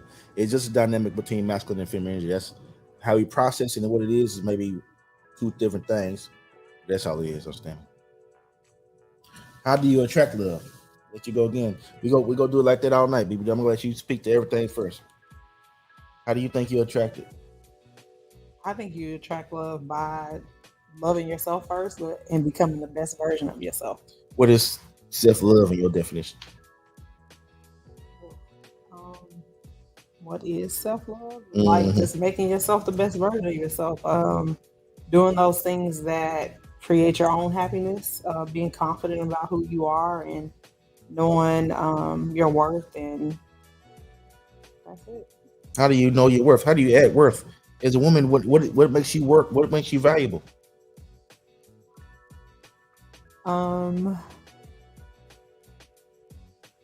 Being able to be feminine, that's value within itself. That's probably like the most valuable thing that you can present to the world, is being a feminine woman. Is there anything else that's important? I mean, what are the things you think are important for women to attract love? Like you say self-love, but what does self-love incorporate? What is that? Other than, we got the feel-good statements. Everybody's talking about, love yourself and all this stuff. But how do you actually love yourself? What's the process to that? The process to that is building confidence within yourself. How? How do you build confidence? By working on your self-image and how you perceive yourself first. How do you work on your self-image? What are the tangible steps to working on your physical appearance. Okay, That's one thing. That's one tangible thing they can do. Working on your personality, how you interact with other people. How do you work on your personality? Oh, how do you practice I don't know. I personality? guess because I have a good personality, I don't know how to work on it. Right. So we got to give. Being a people's person, being more kind, being more. How do you be more kind? How do you be a people person? Like, how do you become people? If you're not a people person, how do you become a people learning person? to be a little bit more compassionate and having a little bit of compassion for other people, nurturing. We still talking about what to do. We're not talking about how do you become a better people person? What do you have to do? What are the tangible steps you got to take to be a better people person? What are you actually doing to be a better people person? Oh, I don't know. I guess because I've never had that issue. So. All right. So what I would recommend is you actually practice going and talking to people. Get out there and talk to people. That's how you can't be a better people person by not interacting with people. So just practice it. Like if you feel like you're not a good people person now, start practicing every day, going and talking to somebody, just meet a stranger, shake their hand, say, hey, how you doing? Hope you're having a good day. It's a perishable skill. If you don't understand it, you gotta learn how to understand it. That's what I was trying to get you to spit out, is like, what's the actual step to do it? Like, everybody's default ain't good enough. Your default is good enough for you to be a people person. There's a lot of people default ain't good enough to be a people person. So I'm real big on giving people tangible steps to accomplish what you're trying to do, not just speaking on whatever it is what to do, but actually how to do it. Like, everybody knows what to do. Everybody knows this is what I want. Everybody knows I want a nice life and I want a family and all that stuff. Everybody knows that, but do they actually know how to get it? That's what I'm saying. Love is a 20-game win streak on man. Yeah. You feel real good about it. Feel real good. That 20-game win streak is a mud, boy. And when you break it, you woo-wee. People are more rock with you. Some people's default is just out there, man. Everybody's not really equipped by default to be a good people person. So that's where we gotta learn how to develop those soft skills, man. Those soft skills are gonna take you way further in life than being the smartest person in the room. The person who's the leader of people is not the smartest guy. It's the person who's the best with people. The CEO is the person more likely ain't necessarily the genius in the room, but he's extremely good at making people want to work for him. Is love a skill?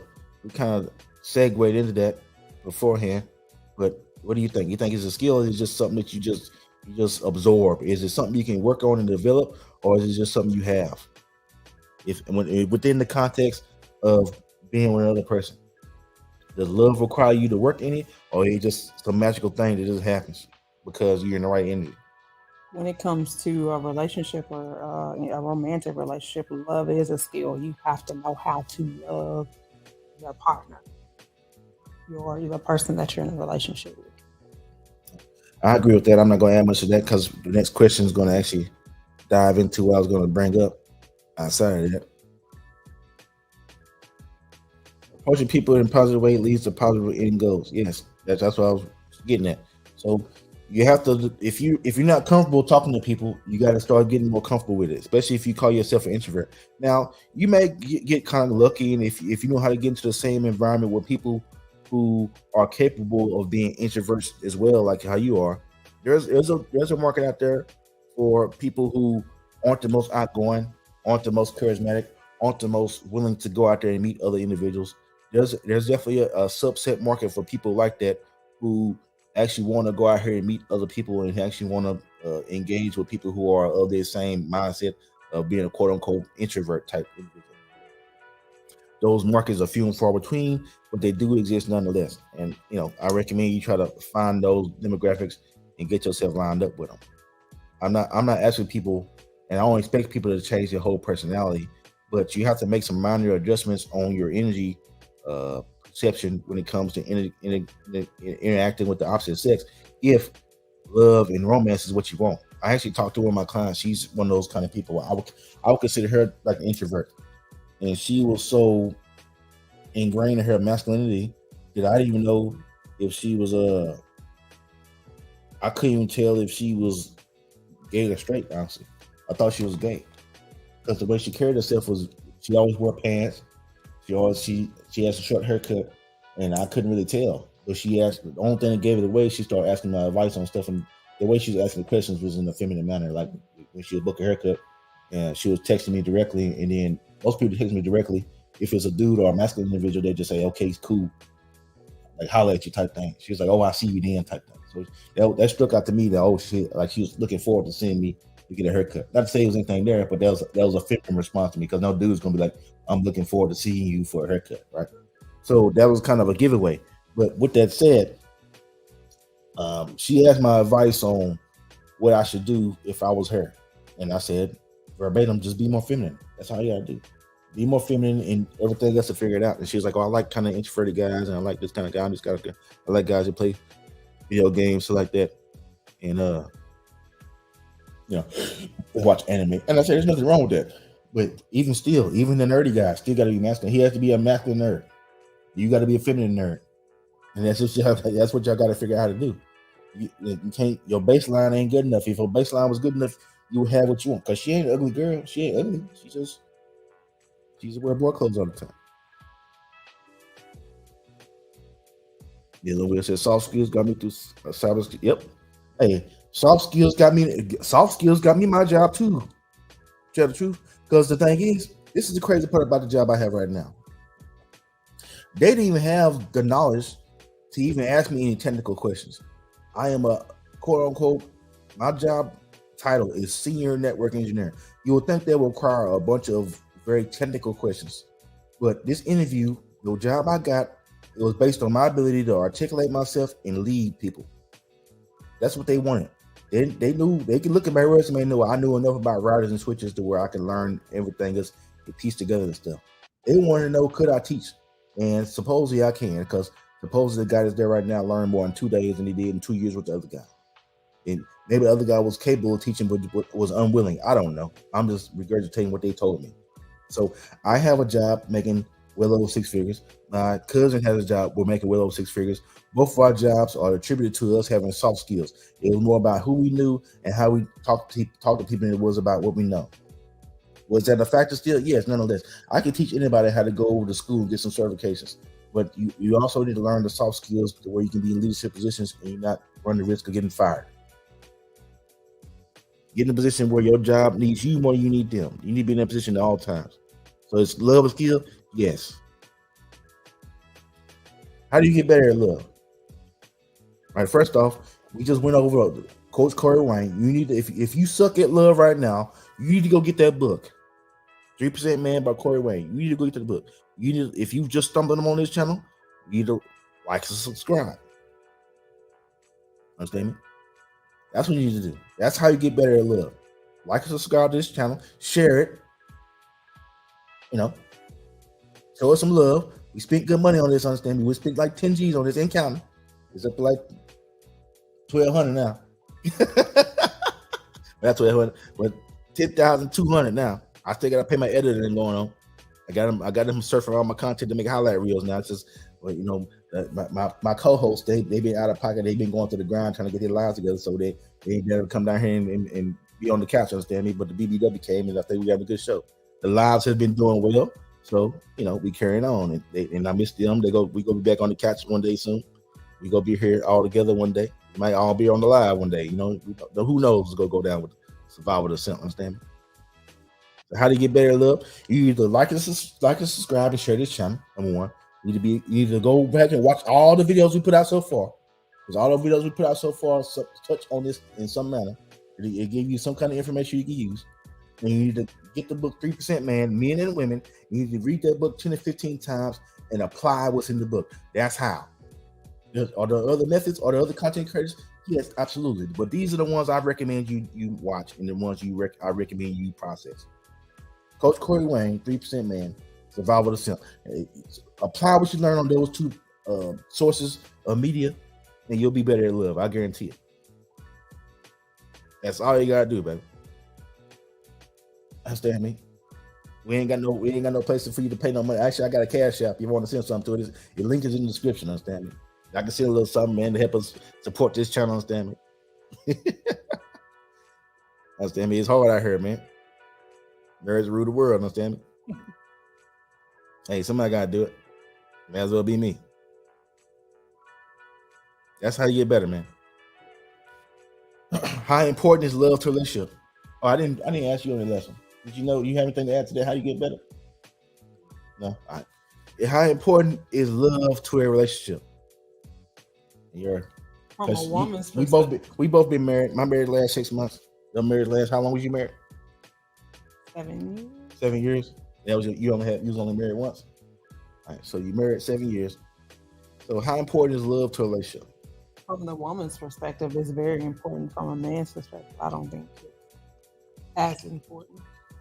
But we gotta go back to that dynamic. What are the different? You know, to me, if we factor in the definition of love, my definition of love is the dynamic between the masculine and femininity. So, if we're using my definition, it's the lifeblood relationship. Pretty much, if you're doing it, if you actually having what I would consider actual love, what you are processing is not necessarily the proper romantic love. It's like the surface level of love. Like, I love him and I love you. But it ain't no masculine, feminine dynamic between that. Just two people saying some words, right? So, to circle back around with that definition, how you feel about it? Well, then in that case, yes, it's very important because that's our God-given energy to as a masculine person and a feminine person. That's the proper way that God made us to be. It's very important. I agree with that. Hey, man, we can go around this topic all night long. I can keep saying the same stuff I've been saying all night. It ain't nothing more than masculine and feminine. I don't care what you are. I don't care what you look like. I don't care what your background is. If you don't understand those two, you'll never have true love. You can get yourself in a situationship, and sometimes a marriage is a situationship. You know what I'm saying? So people find themselves. A man can be in the friend zone with his wife. That's a dude who Corey Wayne was talking about. The dude was in a relationship with his wife, but she wouldn't have sex with him because she had him in the friend zone because he wouldn't act like a master. All right, if y'all seen the guy in the comments, the People's Advertiser, he do have memes and stuff. He has a whole LED truck. If you have some businesses out here, understand me, he can get you real nice and creamy. Understand me. The People's Advertiser, look him up on Facebook. I assume he has Instagram and other stuff too. Understand me? The People's Advertiser. Good people's, man. Battle buddy. All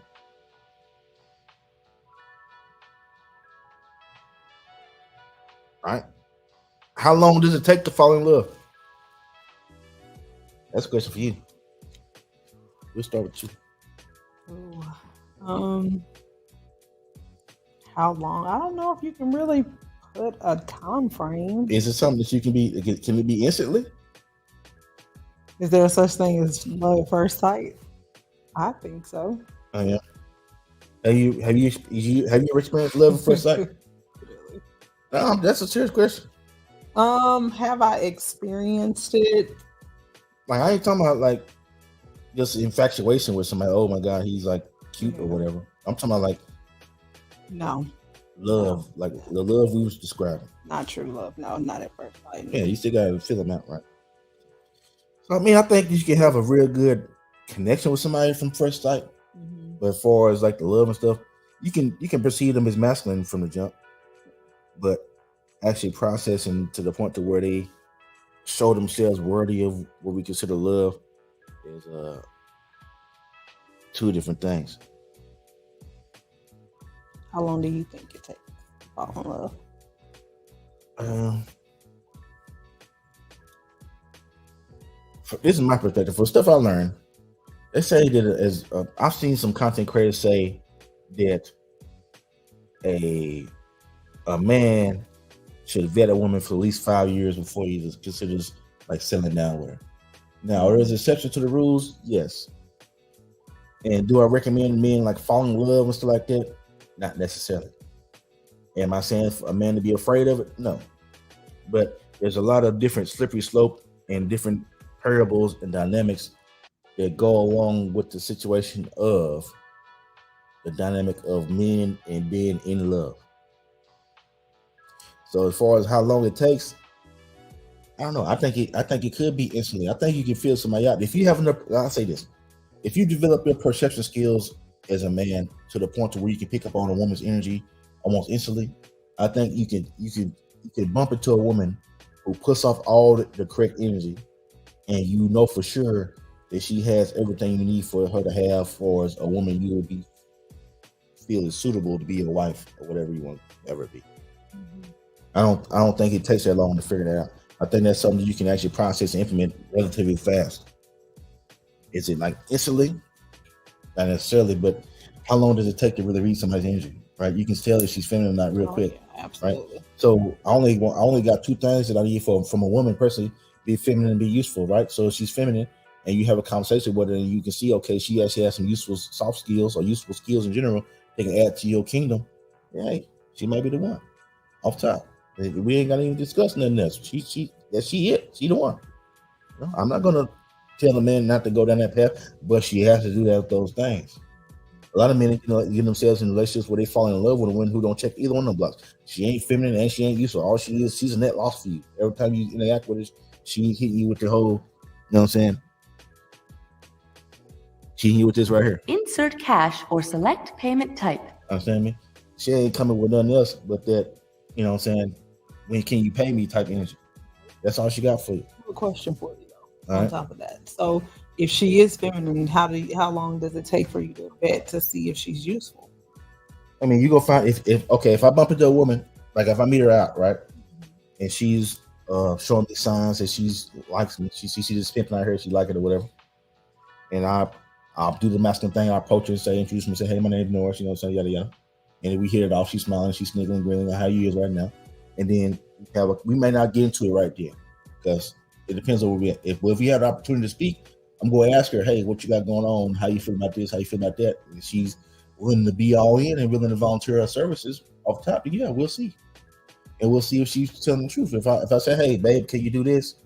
And she come through with it and she actually providing whatever it is she says she's ready to provide, I'm going to give her a chance to prove herself. It ain't going to take long for her to really show me if she got it or if she don't. So I want to interject and say, ladies, if you meet someone and you get a chance to understand what their mission and their purpose in life is, and you don't feel like you can submit to that, that's probably not the guy for you. Yeah, you should be all about whatever you got going on. It should be relatively simple, and you shouldn't lose much sleep over being engaged with whatever he's engaged in. It should make you happy to be a part of what he got going on. Like literally, you should be tickled pink to be a part of his process, of his progress. Understand me? You should love it. Whenever his dick fries is for most women these days, understand me? Hey, they definitely shucking and jiving out here, Meals on Wheels, man. It's just a sad situation where that's the reality of our life right now, man. It's just these women. I'm only one to use the word out of control. They are within the constraints that men have allowed them to have. That's what I'll say. It's not that they do anything wrong. It's just that they're reciprocating the energy that men are putting out. Most men don't understand how to collect themselves, so women don't just doing what they're naturally going to do, and they bouncing out the energy of what men are putting off. That's all that's happening. It ain't that complicated. It's just when you don't understand it, it's going to seem far fetched. Yeah. And I agree. You can find that. He says there's no serious time frame. Yeah, I agree with that. There's no time frame to find out if a woman is worth being in love with. If she's feminine, check. Useful, check. See how long she can sustain that. You can give her a couple of tests. It might be fluff, right? She might be, finessing you, right? See how long she can maintain her femininity and usefulness. Give it a month or two. But off the top, I don't see how it's gonna have any problems. Personally, I ain't met a woman like that yet, though. I haven't even with the BBWs, as magnificent as they are, as magnificent as she is right here. She makes my thumbnails. She helps me with my ideas. She gets feedback. She's here right now. Understand me? But as magnificent as you are, it took me a while to figure out what you're gonna be able to do. We still a work in progress, y'all. Ain't nobody perfect over here. I'm still working to myself. So, understand me?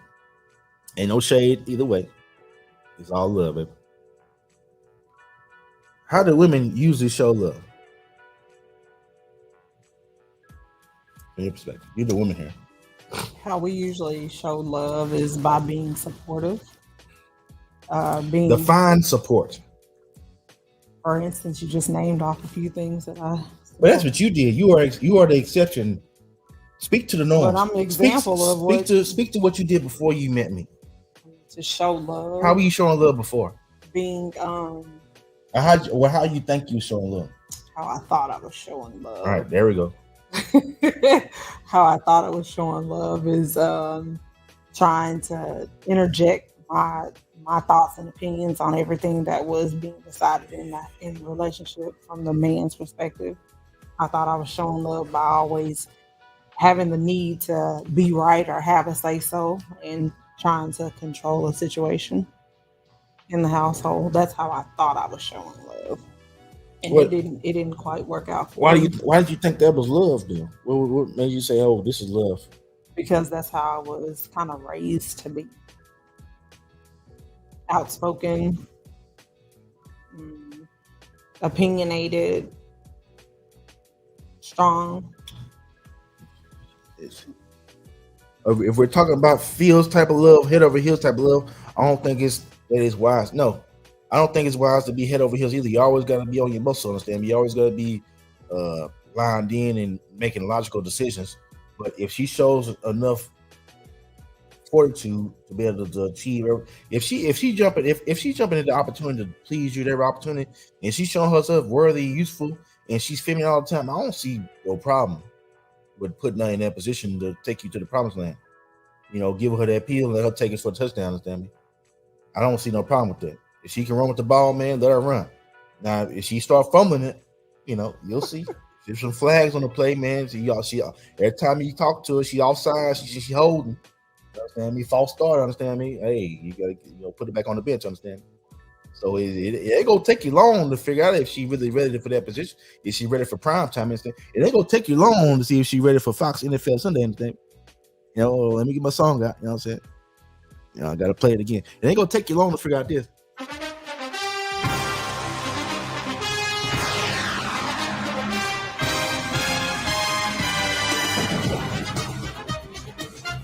Hey, it ain't gonna take you long to see if she can take it all the way to the house, man. Yes, you'll find that out real quick, man. Now you got to give her the opportunity to run with the peel, and she run with it, and she drop it, and you know what to do. You drop her. People change and grow, yeah, that is true. But you gotta stay. You need to be what you're supposed to be before you meet the woman, and she needs to be what she's supposed to be before she meets you. All y'all do is become better versions of what y'all were before y'all met each other. If y'all growing and change, y'all should be growing and changing for the better, not for the worse. People are talking about growing and changing. How you grow apart?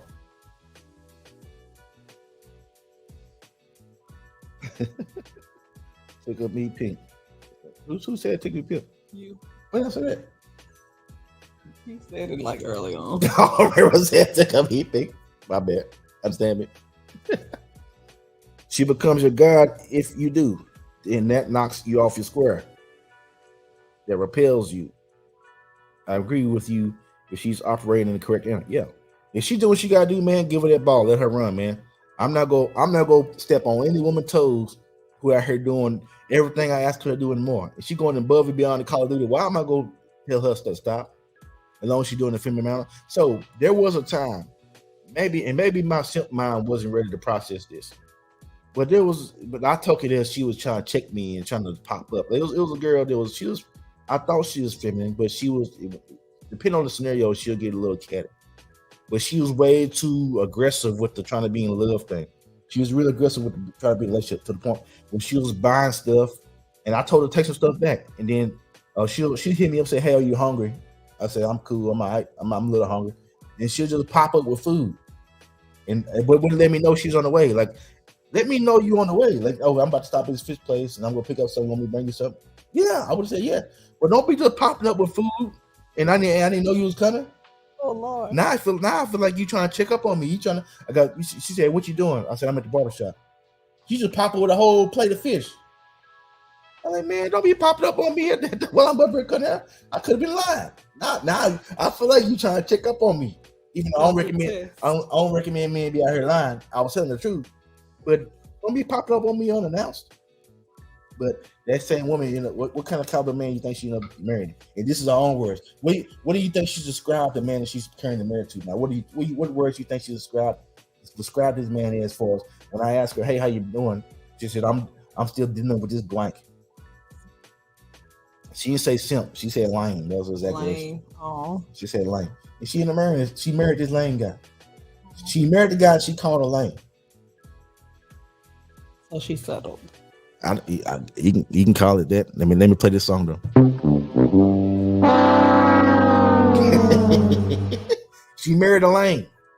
In her own words, she called the guy lame, then proceeded to marry him. I guess because she felt safe. I don't know.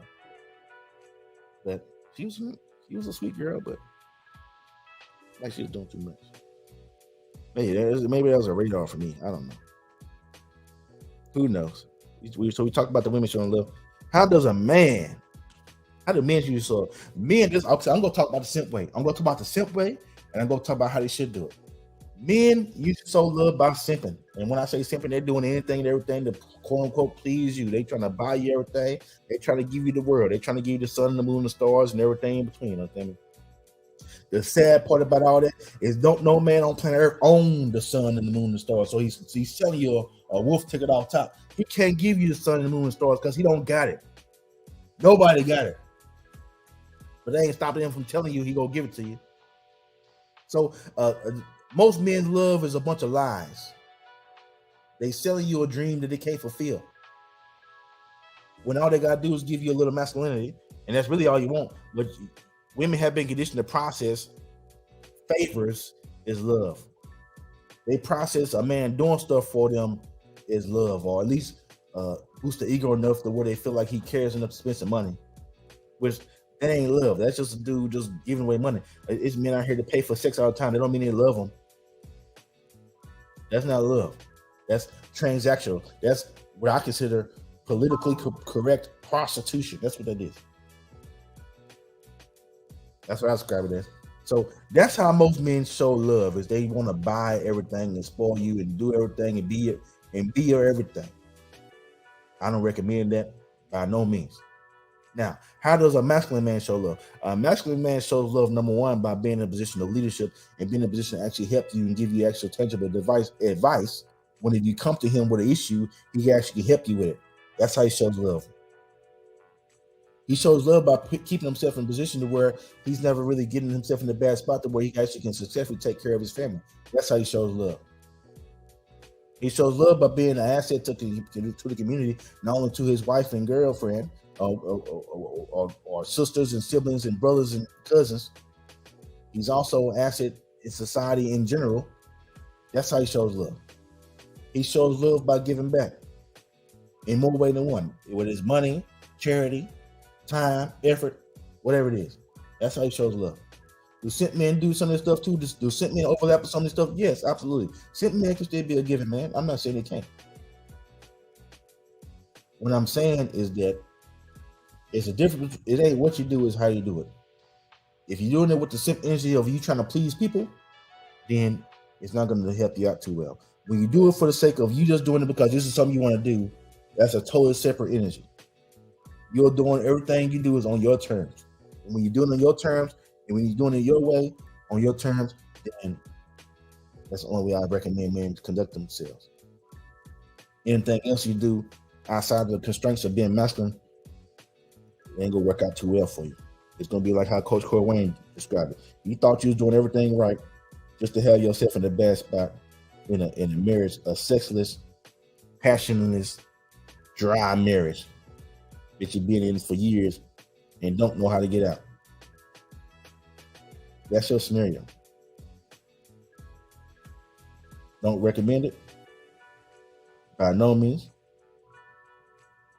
but this is what people find themselves in.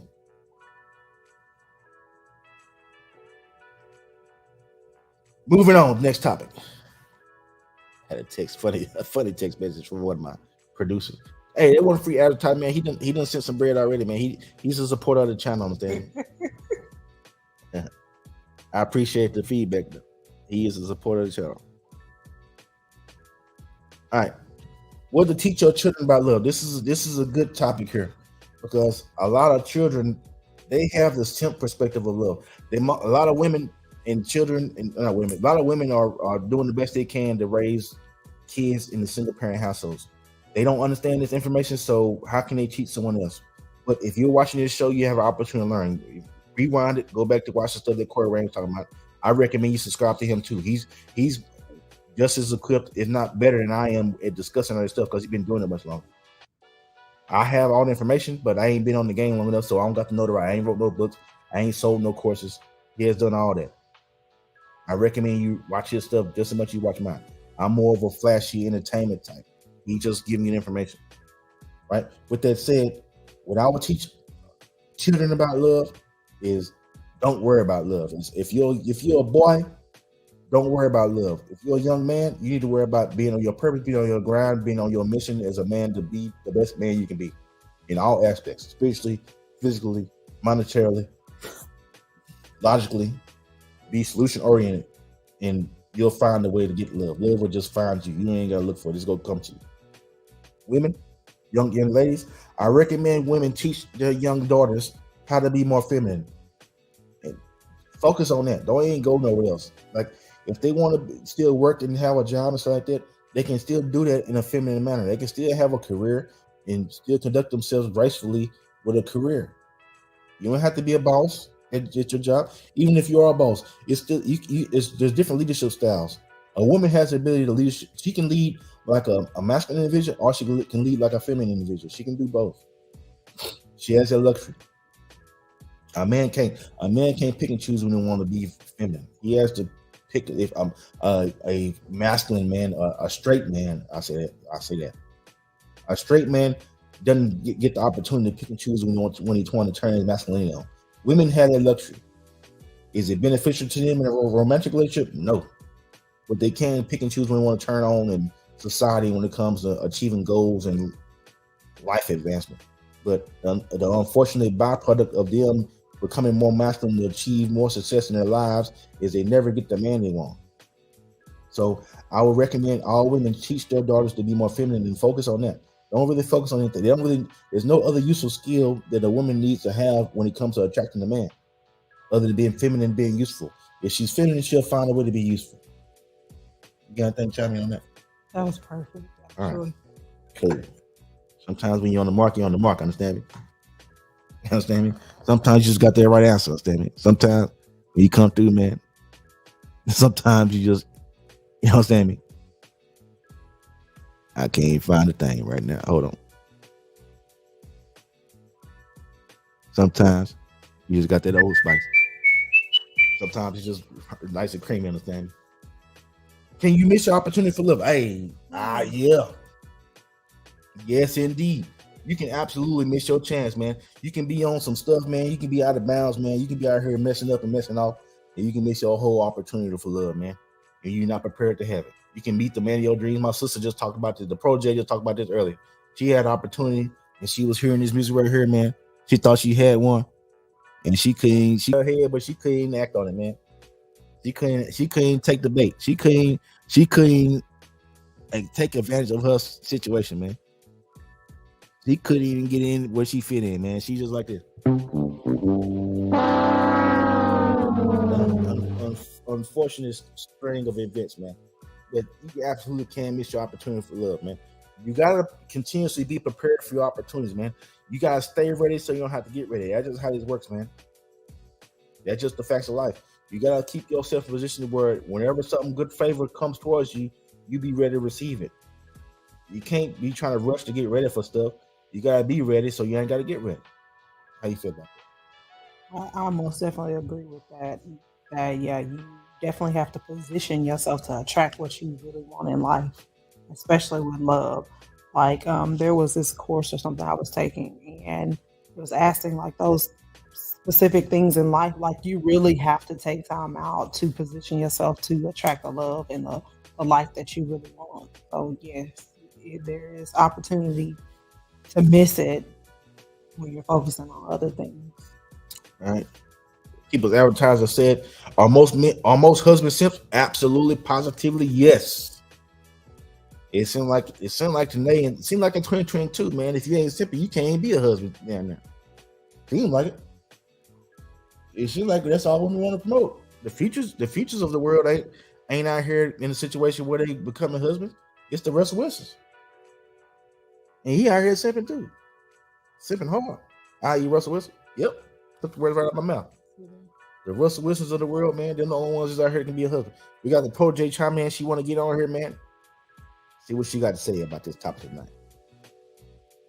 Nod your head if you ready. You ready? All right, she ready. Talk to the church now. I don't even know where we're at this point. Like, I have been out of it. I've been traveling home from work, and I just wanted to come on and be presentable of some sort. I hope I'm okay. I appreciate that. Let's see where we at. We on the subject that hit you home, man. We had that Price is Right music coming on. We said, "Can you miss your opportunity for love?" That's the topic where we at right now. Oh, how convenient that I would chime in. See, look at God. You speak to it. Okay, well, I want to speak to it on a broad spectrum, because I almost felt I felt inclined to be offended by your response, but because I'm aware of what I've learned, you're right that I was capable to digest it and not take it as a negative thing. But when you're speaking on it, well, and I'm saying literally, when you're speaking on it, it comes off in a negative tone, as if it was a bad thing that I knew that my positioning wasn't right to be pursuing. Or actually what would have happened was I would put myself in a position to be sitting here, counting my toenails and eyelashes the next day, because he probably would have smashed and passed on me after realizing that I wasn't ready, is where I was veering towards, versus me saying that I'm not a suitable woman at the time, or that I'm not prepared. Like, it's like a double-edged sword. Like, it's unfortunate, but it is my reality. It is my life. So I feel like it's kind of sad for it to be like a derogatory tone put at the fact that I'm aware of the fact of the type of men that I want to date and the kind of men that I can and cannot date. So you done? I'd rather hear from the BBW than yourself. I'm gonna say one thing, right? And I was gonna say something that's gonna help you out. So I say this, right? I'm really on, I'm all about solutions, right?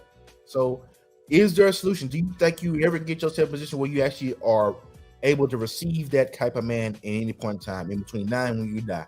Do you feel like that you have enough time or enough opportunity, quote unquote, to get yourself in a position where you feel worthy of that man if you have the opportunity to meet a man of that caliber again? I mean, but what am I do with him? Can you give me is it possible? And I'm not gonna force you to answer this question yes or no. Is it possible for you to give a yes or no answer to that question? Yes. Yes. Yes, what? Yes, it's possible for me to give an answer to it. Whether you digest it well is on you. No, is it possible for you to give a yes or no answer? To whether I can position myself before I die? No, yeah. The way you can position yourself to be worthy of that caliber man where you don't feel like you unworthy of it. I didn't feel like I was unworthy. I feel like I wasn't ready. Well, okay. Let me say it like this. Whatever words you need to piece together to feel like you're ready to accept it wholeheartedly, do you feel like you're in position ready, worthy, and can accept it, and it won't have any inhibitions about whatever you got going on in your life outside of him that he has to absorb? Do you feel like it's an opportunity for you to be in position at any point in time in your life to where you can accept that kind of man in between now, and I don't want to say when you die, now, and because we about to be 40 in next year, so in between now and 45, I'll give you 5 years. You think it's possible for you to be in a position where you can be accepting of it, feel worthy of it, and know without a shadow of a doubt that whatever baggage you have is worth the compromise for him to absorb that baggage within 5 years? Individually, yes, but as my whole package, no. Okay, that's the fair answer. And when I say stuff, I don't mean to say it in negative context. It comes off negative because I know the caliber of person you are. I know you're a good person, and I want you to have everything you want. I want you to hear this right here, man. I want you to hear this all the time. I want you to come through. It's not giving the same energy from last week. What you gotta say about BBW? Do you really want that though? That's the biggest thing. Do you desire wanting to be in a situation where it's healthy, balanced? You don't want to live where you're missing another opportunity. Is that something that you desire? Okay, fair game. Like, okay, let me just be clear. If that situation that we are touching base on, if that situation would have just been one of those things where when you come in town, I see you, we gonna hang out, we have the time of our lives, or perhaps whenever I'm off of my situation that keeps me obligated to the state of Texas, that I can fly out or come travel or hang out with you, in your free time. If it would have just been basically that type of situation for me, I would have been absolutely okay with it. Because in all honesty, after the last decade of my life, I'm not interested in being in a in-house long-term relationship at all. So what advice would you give a woman that is in a place where she's wanting to receive that, but she's not prepared to receive it? How can she position herself, or what advice would you give her? Whoa, wait, that was a lot. Roll it back one time, BBW, because that was that. What advice would you give a woman that does have the desire to want to be in a relationship, but she's not ready to receive it? How can she position herself to be able to, because she desires to want to be in a relationship? It's kind of tricky because fact of the matter is, if I wanted to, I could pursue a serious relationship, but I don't. So it's like, I don't want to give any bad advice to anyone, but what I can say to any woman that is in pursuit of her soulmate, that baby girl, you got to get yourself together.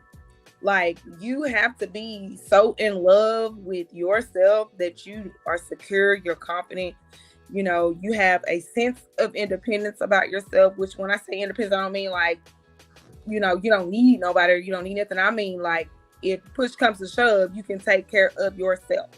Like, at bare minimum, you can take care of you. You need to be able to take care of whatever your baggage is. Whatever it is, you need to be able to take care of it. And when you got to be ready to like receive love, that's the best advice I can give you. Once you're really ready, you're gonna have to be ready to take the little bumps in the road. You got to be ready, you know what I'm saying, to take the hardship and the confusion and the misunderstandings from time to time, because there's going to be those kind of guys that are, whatever your opposing sex choice is. There's going to be those kind of situations that happen in a dating scene, I believe. But right now, I feel like the dating scene is so trash right now. I wouldn't give any advice. I would say, girl, do you. I'm sure that sounds. Give it a big boom toss. Oh. Girl, do you. Don't put too much. Don't put too much sauce on it. And whatever doing you looks like, do it. And if there's a guy out there who is just so infatuated with it that he looks at you and says, hey, she's it, then hey, pray he's not a simp. That's all I can say. The pickings are slim out here, baby. Hey, man. That's a good answer there, man. Good answer. So, long story short, yes, you can miss your opportunity.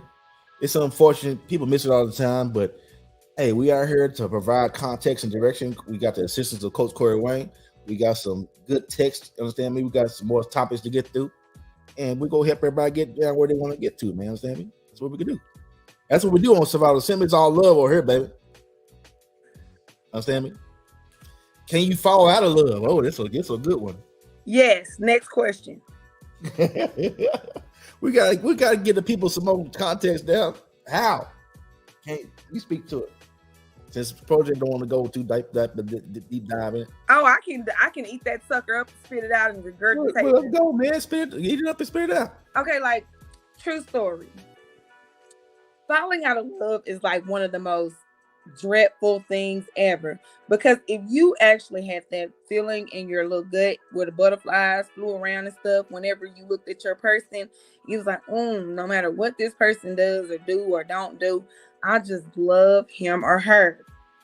That feeling, when it's ripped out of your soul, there is nothing that person can do about it. It is like they look like if you've ever really looked in the bottom of a dumpster, right there in that right hand corner, like the corner that's closest to you in the dumpster, where when the dump truck comes and turns it over and all of the fluids in the dumpster get stuck because they don't quite run out, that side of the dumpster, that's what they look like.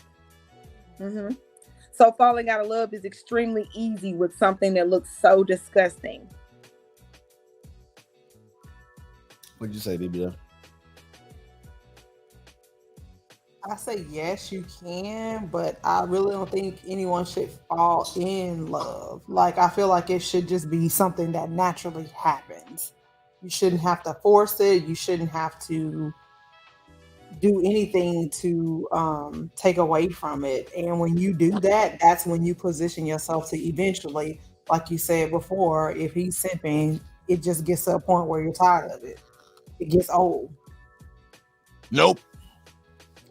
So, yeah, y'all both are correct, man. So it really just kind of boils down back to that energy, man. So if you maintain the masculinity, you'll never fall in love. But I'll say this: if you fell out of it, was it love in the first place?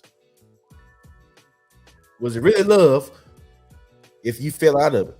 But it can be like you can really love someone and they not love you back. That's not really love. That's a simp situation. If you love somebody, they don't love you back. But who's simping, the lovee or the lover? The lovee. I mean, who's the lovee? The lovee is the one receiving the love. The one is the lovee is like the employee. That's the one who's doing the work. That's the one who's loving. Okay. And the lover is the one that they love. Yeah, the lovee is simping. Well, that would mean that the girl is simping in my situation, that I was a simp. Well, I don't think it's wise for women can simp too. It's very rare, but I don't recommend a woman be out here chasing a man that don't love them, but don't show it. Now, women like men who put off energy of not being interested, but I don't mean they don't necessarily love him. And if he's not interested, that means he should be busy on something else. Now, if he's just being an ass for no reason other than being an ass, that's simp behavior. But if he actually is busy, he actually got stuff going on, he actually has stuff to do, then it makes sense for him not to be able to give you all his undivided attention all the time. So it should keep you in a state of kind of feeling kind of like you questioning your value to him. But that's when it comes back on the woman to where you're not questioning your value because you know you provide value. You know you're providing value to him because you're doing what he asks you to do, whatever that is. You avoid this by not getting involved with men who aren't masculine. A masculine man's gonna give you some instructions to make sure that you don't be out here wondering, mind on in the clouds, contemplating, do he even care about you? Because he'll give you context to let you know he cares, and he'll give you instructions so you can prove your worthiness of his care. That's how that works. Now, if you out here loving a dude who can't give you any instructions, can't give you nothing to do, can't give you no tangible steps to prove your value to him, then absolutely you'll find yourself in a situation where you loving him and you questioning why you even love him. Oh, he was giving me stuff to do, all right. Plenty. Was it stuff that was better than his kingdom? Next topic. Right. You got anything to add to it? All right. What to do if you have never felt love? This is a good one right here. Because there's some people out there. So when I say this, I'm speaking to the people who we talking about an obese man who's like bottom of the barrel, like never has. If he has sex, it's very rare. He don't have much money. He don't have much looks. He ain't got no charisma. Nobody. He one of the people that stay in his mama's basement and play video games all day. Like, what does that man do? It sounds like he needs to get him some Jeffrey Dahmer glasses and a power drill, because that's the type of life he live in.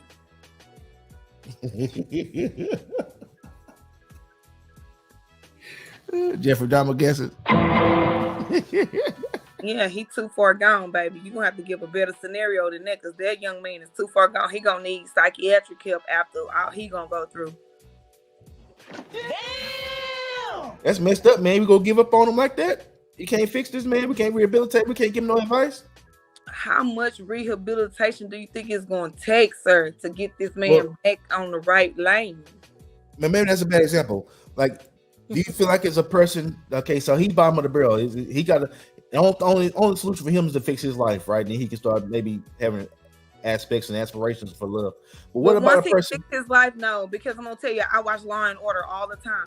He the type that's gonna fix his life and feels like he's gonna go out there and take some cat because he deserves it now, because of all of the detriment that he's endured from being obese, from living in his mama's basement, from playing video games all day. He gonna go out there and take him something, baby. He ain't asking for nothing. And if a woman don't give it to him willingly, he gonna split her throat and take it. He gonna take it while she limp. Tragic. Girl. These nuts. Got him. That's tragic. I don't recommend no young men do that, but that's what the Pro-J stands on. Well, that's an extreme example. So what about the guy who ain't necessarily bottom of the barrel, but still with her for a reason, never experienced love? Or woman, for that matter. All right, let me ask this. Do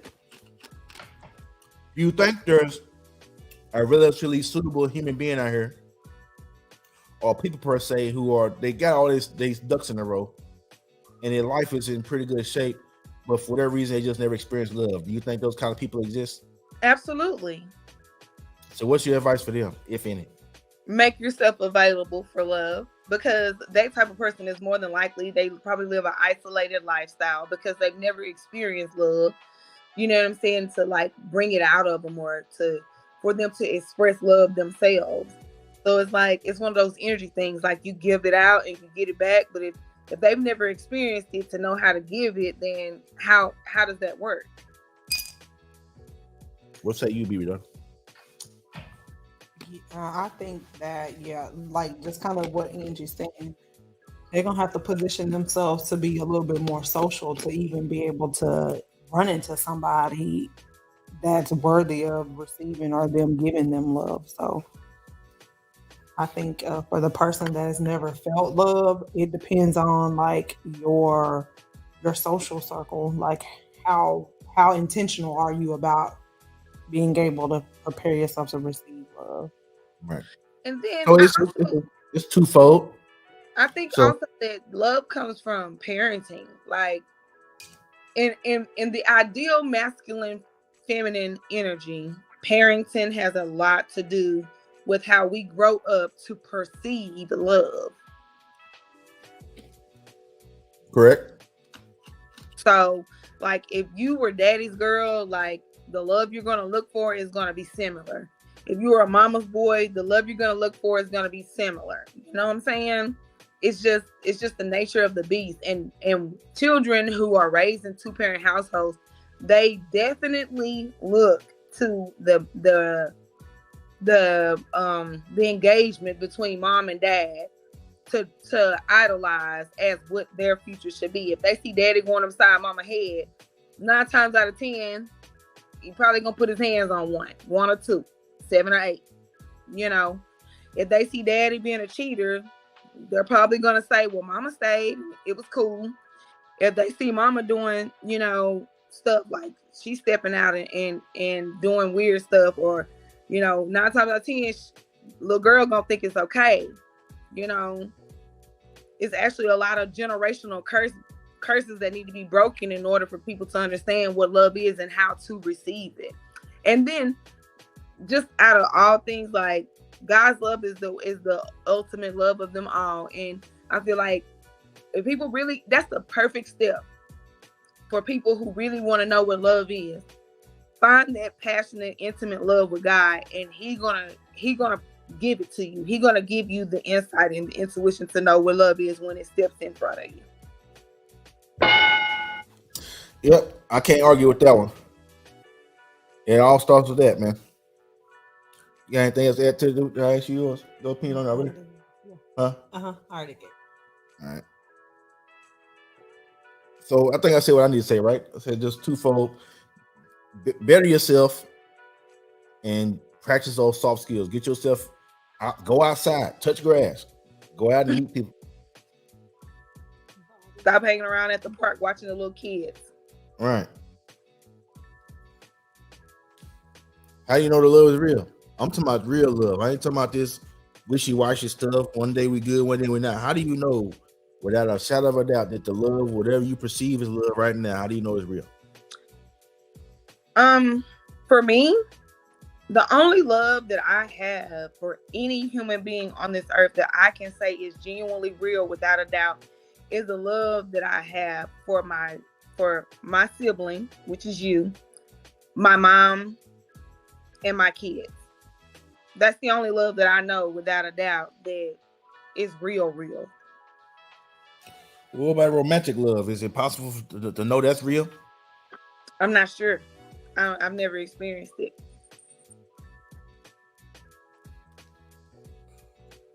What about you? I ain't gonna dig too deep on that one. For the project.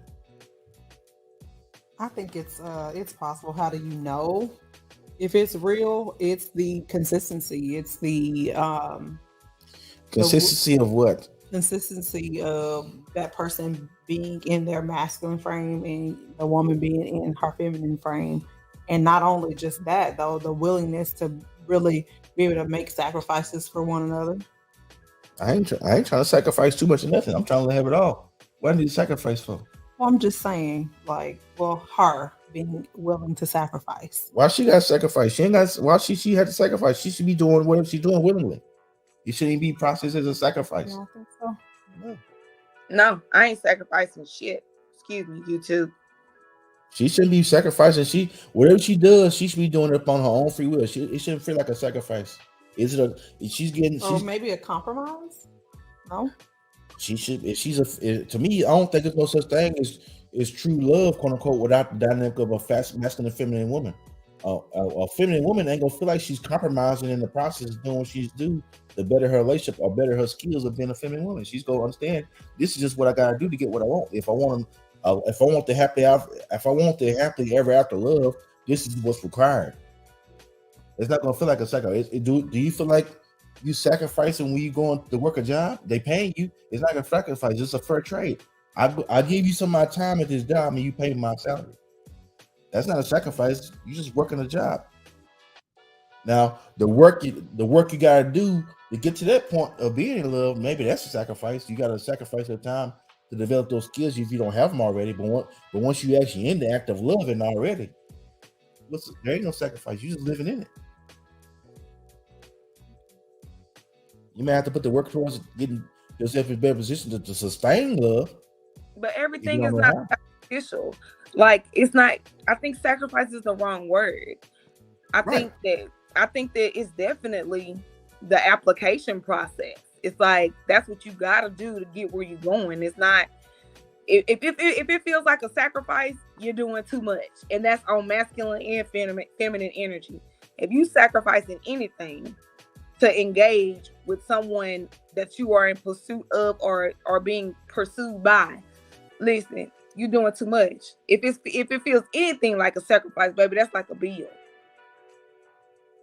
You should be doing whatever you're doing of your own free will. You shouldn't feel like you're doing it because you got to. Now, if you feel obligated to do something and you don't want to do it, that means you're doing it and you ain't the person that you're doing it for ain't giving the energy that you need to get to do it willingly. Right. And if that's the case, you just move on. Like you're taking a loss to do it. Right. And that's when you start. That's when you start being envious. That's when you start looking for payback. That's when you start being upset when they ain't quote unquote making you happy today. They didn't say the right string of words to make you put a smile on your face, and you want some payback. You want some back pay for these sacrifices you made.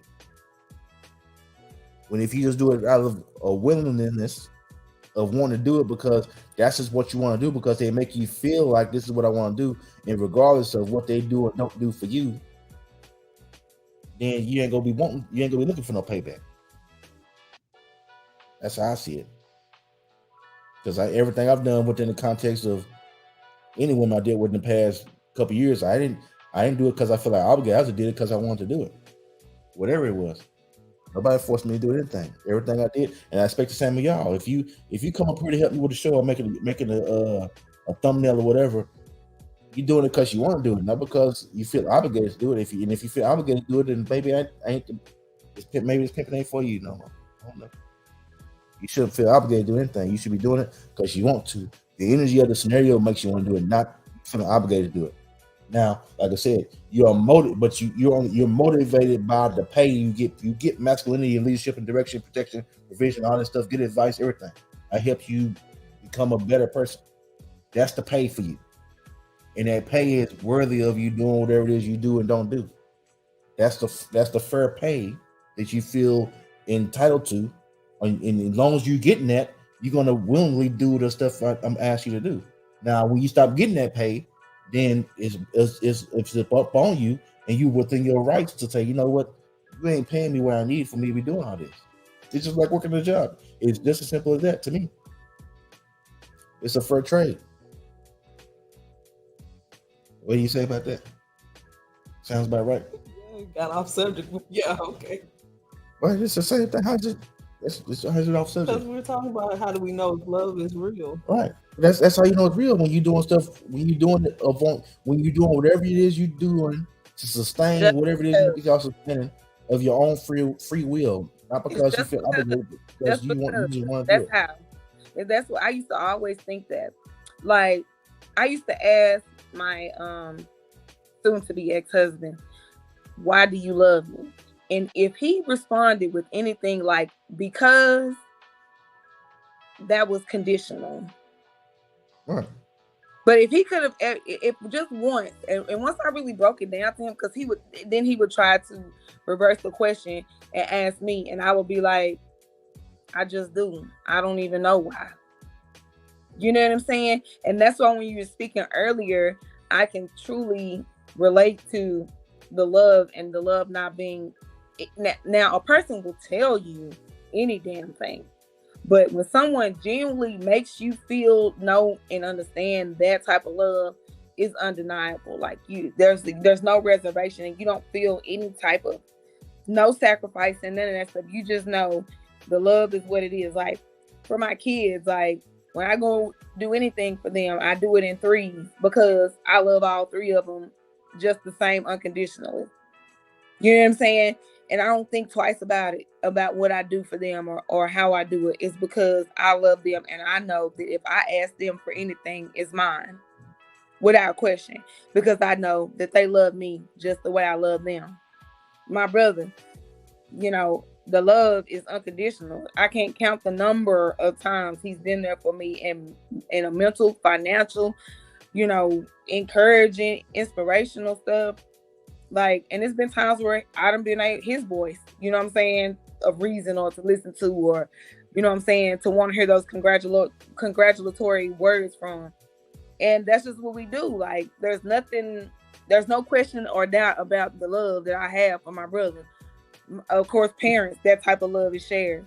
But when it comes from an individual that is not blood ties, it's hard these days to determine what is real and what is not. And I think that is where we monetize it and all that kind of stuff. That's where people get so confused, and they put a dollar sign on what love is these days. Like, he did all this for me, or she do all this for me, so I know they love me. No, that's not how it works. And it was never about what they was doing. It's about how they do it. Right. Moving on. What do you do after you're in love? So you got the man of your dreams. You got the woman of your dreams. You quote unquote tickle pink every day. You hearing this song. You hearing that all day, every day, and it don't go off. What do you do? You know what? There have been some times where with my soon-to-be ex-husband that music would just be playing in my head, boy. It would just be doo doo doo doo doo doo, and then all of a sudden the beat will drop and some shit like "fuck you," I start playing in the back of my head, and I'd be like, "How did it switch so quickly? Like, how did we go from just having the most crazy, intimate, romantic time to some goddamn I hate you and I wish you would just like go away expeditiously. And I only have one real answer to this. I feel like once you fall once you're in love, you must maintain your feminine energy and you must maintain your masculine energy to continue to prosper in that state. Because, honey, without it, people get lost in the sauce and they forget their roles and start doing things all wrong and stuff goes astray and then you got problems. It's no longer the romantic music. You become a real criminal and a drug dealer in the mind. What say you? I say once, what do you do once you're in love? After you're in love? Yeah, you there, you've been there for a while. What do you do to stay? Maintain your Unless it's stay, we'll polarity. just good answer. That's saying I'll say. So when it was like Corey Wayne said, do what's got you there, right? Maintain the proper sexual polarity and you'll be okay. That's all you really gotta do. It's not a bunch of layers to it. Just maintain what's got you there, maintain what's gonna keep you there, and you'll be fine. Maintain your polarity. All right, just the last topic for the night. We always finish it with a little scripture. We got plenty of scriptures on love. When we looked up men and women and friends, we couldn't find nothing. When we looked up man and masculinity, we found a bunch of stuff. When we looked up woman and femininity, we saw a bunch of stuff. We look up men and women in love. Hey, the Lord will provide yet again. Understand me? We're gonna start with 1 Corinthians 13, chapter 13 chapter verses 4 through 8. Love is patient and kind. Love does not envy or boast. It is not arrogant or rude. It does not insist in its own way. It is not irritable or resentful. It does not rejoice at wrongdoing, but rejoices with the truth. Love bears all things, believes all things, hopes all things, endures all things. Love never ends. As for prophecies, they will pass away. As for tongues, they will cease. As for knowledge, it will pass away. Strong verses right there. Understand me? We're going to read two more. 1 Corinthians chapter 16, verse 14. Let all that you do be done in love. Understand me? And here's the one we all know. John 3:16. Understand me? For God so loved the world that he gave his only son, that whosoever believe in him should not perish, but have eternal life. Love is all over the Bible, understand me? It's all through there. Basically, what we got to understand, church, is that without love, we have nothing. If we have been led astray on what love really is, and we ain't got it because we never really knew the proper definition of it. Love is nothing more than the dynamic between masculine and feminine energy. How you want to decipher that or process it, that's on you. But in a nutshell, that's all it is. Understand me, church? Y'all ain't never heard that last verse of Revelation. Which one is that? I don't quite know the number. I cannot remember. But it was when a little something like, love will busteth your headest to the white meateth. It might be in here somewhere. Let's see. Let's see. Let's see, Revelations. I'm looking for it. I don't see that one. No busted the head to white meat. See what the people say. Comment. I ain't about coming. Actually, everybody fell off of it now. You're getting got late on. So, all right, church, we go close it out right there. Understand me? I appreciate everybody that stayed on to the end. Understand me? Like, share, and subscribe. We out this thing. We go close it out and go ahead and see you next time, Protege. Appreciate you. Bye, guys. Bye. All right, church. So we back at it yet again. Hope y'all enjoyed the live tonight. We had a lovely BBW here tonight. We had Coach Corey Wayne give us a little context, understand me? Came through there nice and creamy with pretty much everything this people been saying for a while now. If you want to see his content, just look him up, Coach Corey Wayne on YouTube. Look, you need to go get it. It's called 3% Man. Guaranteed it'll help you get where you want to go, understand me? We're about to go ahead and close it out here for the night. Appreciate y'all. Love y'all. Understand me. Survival of the Simp. Holler to the pimp.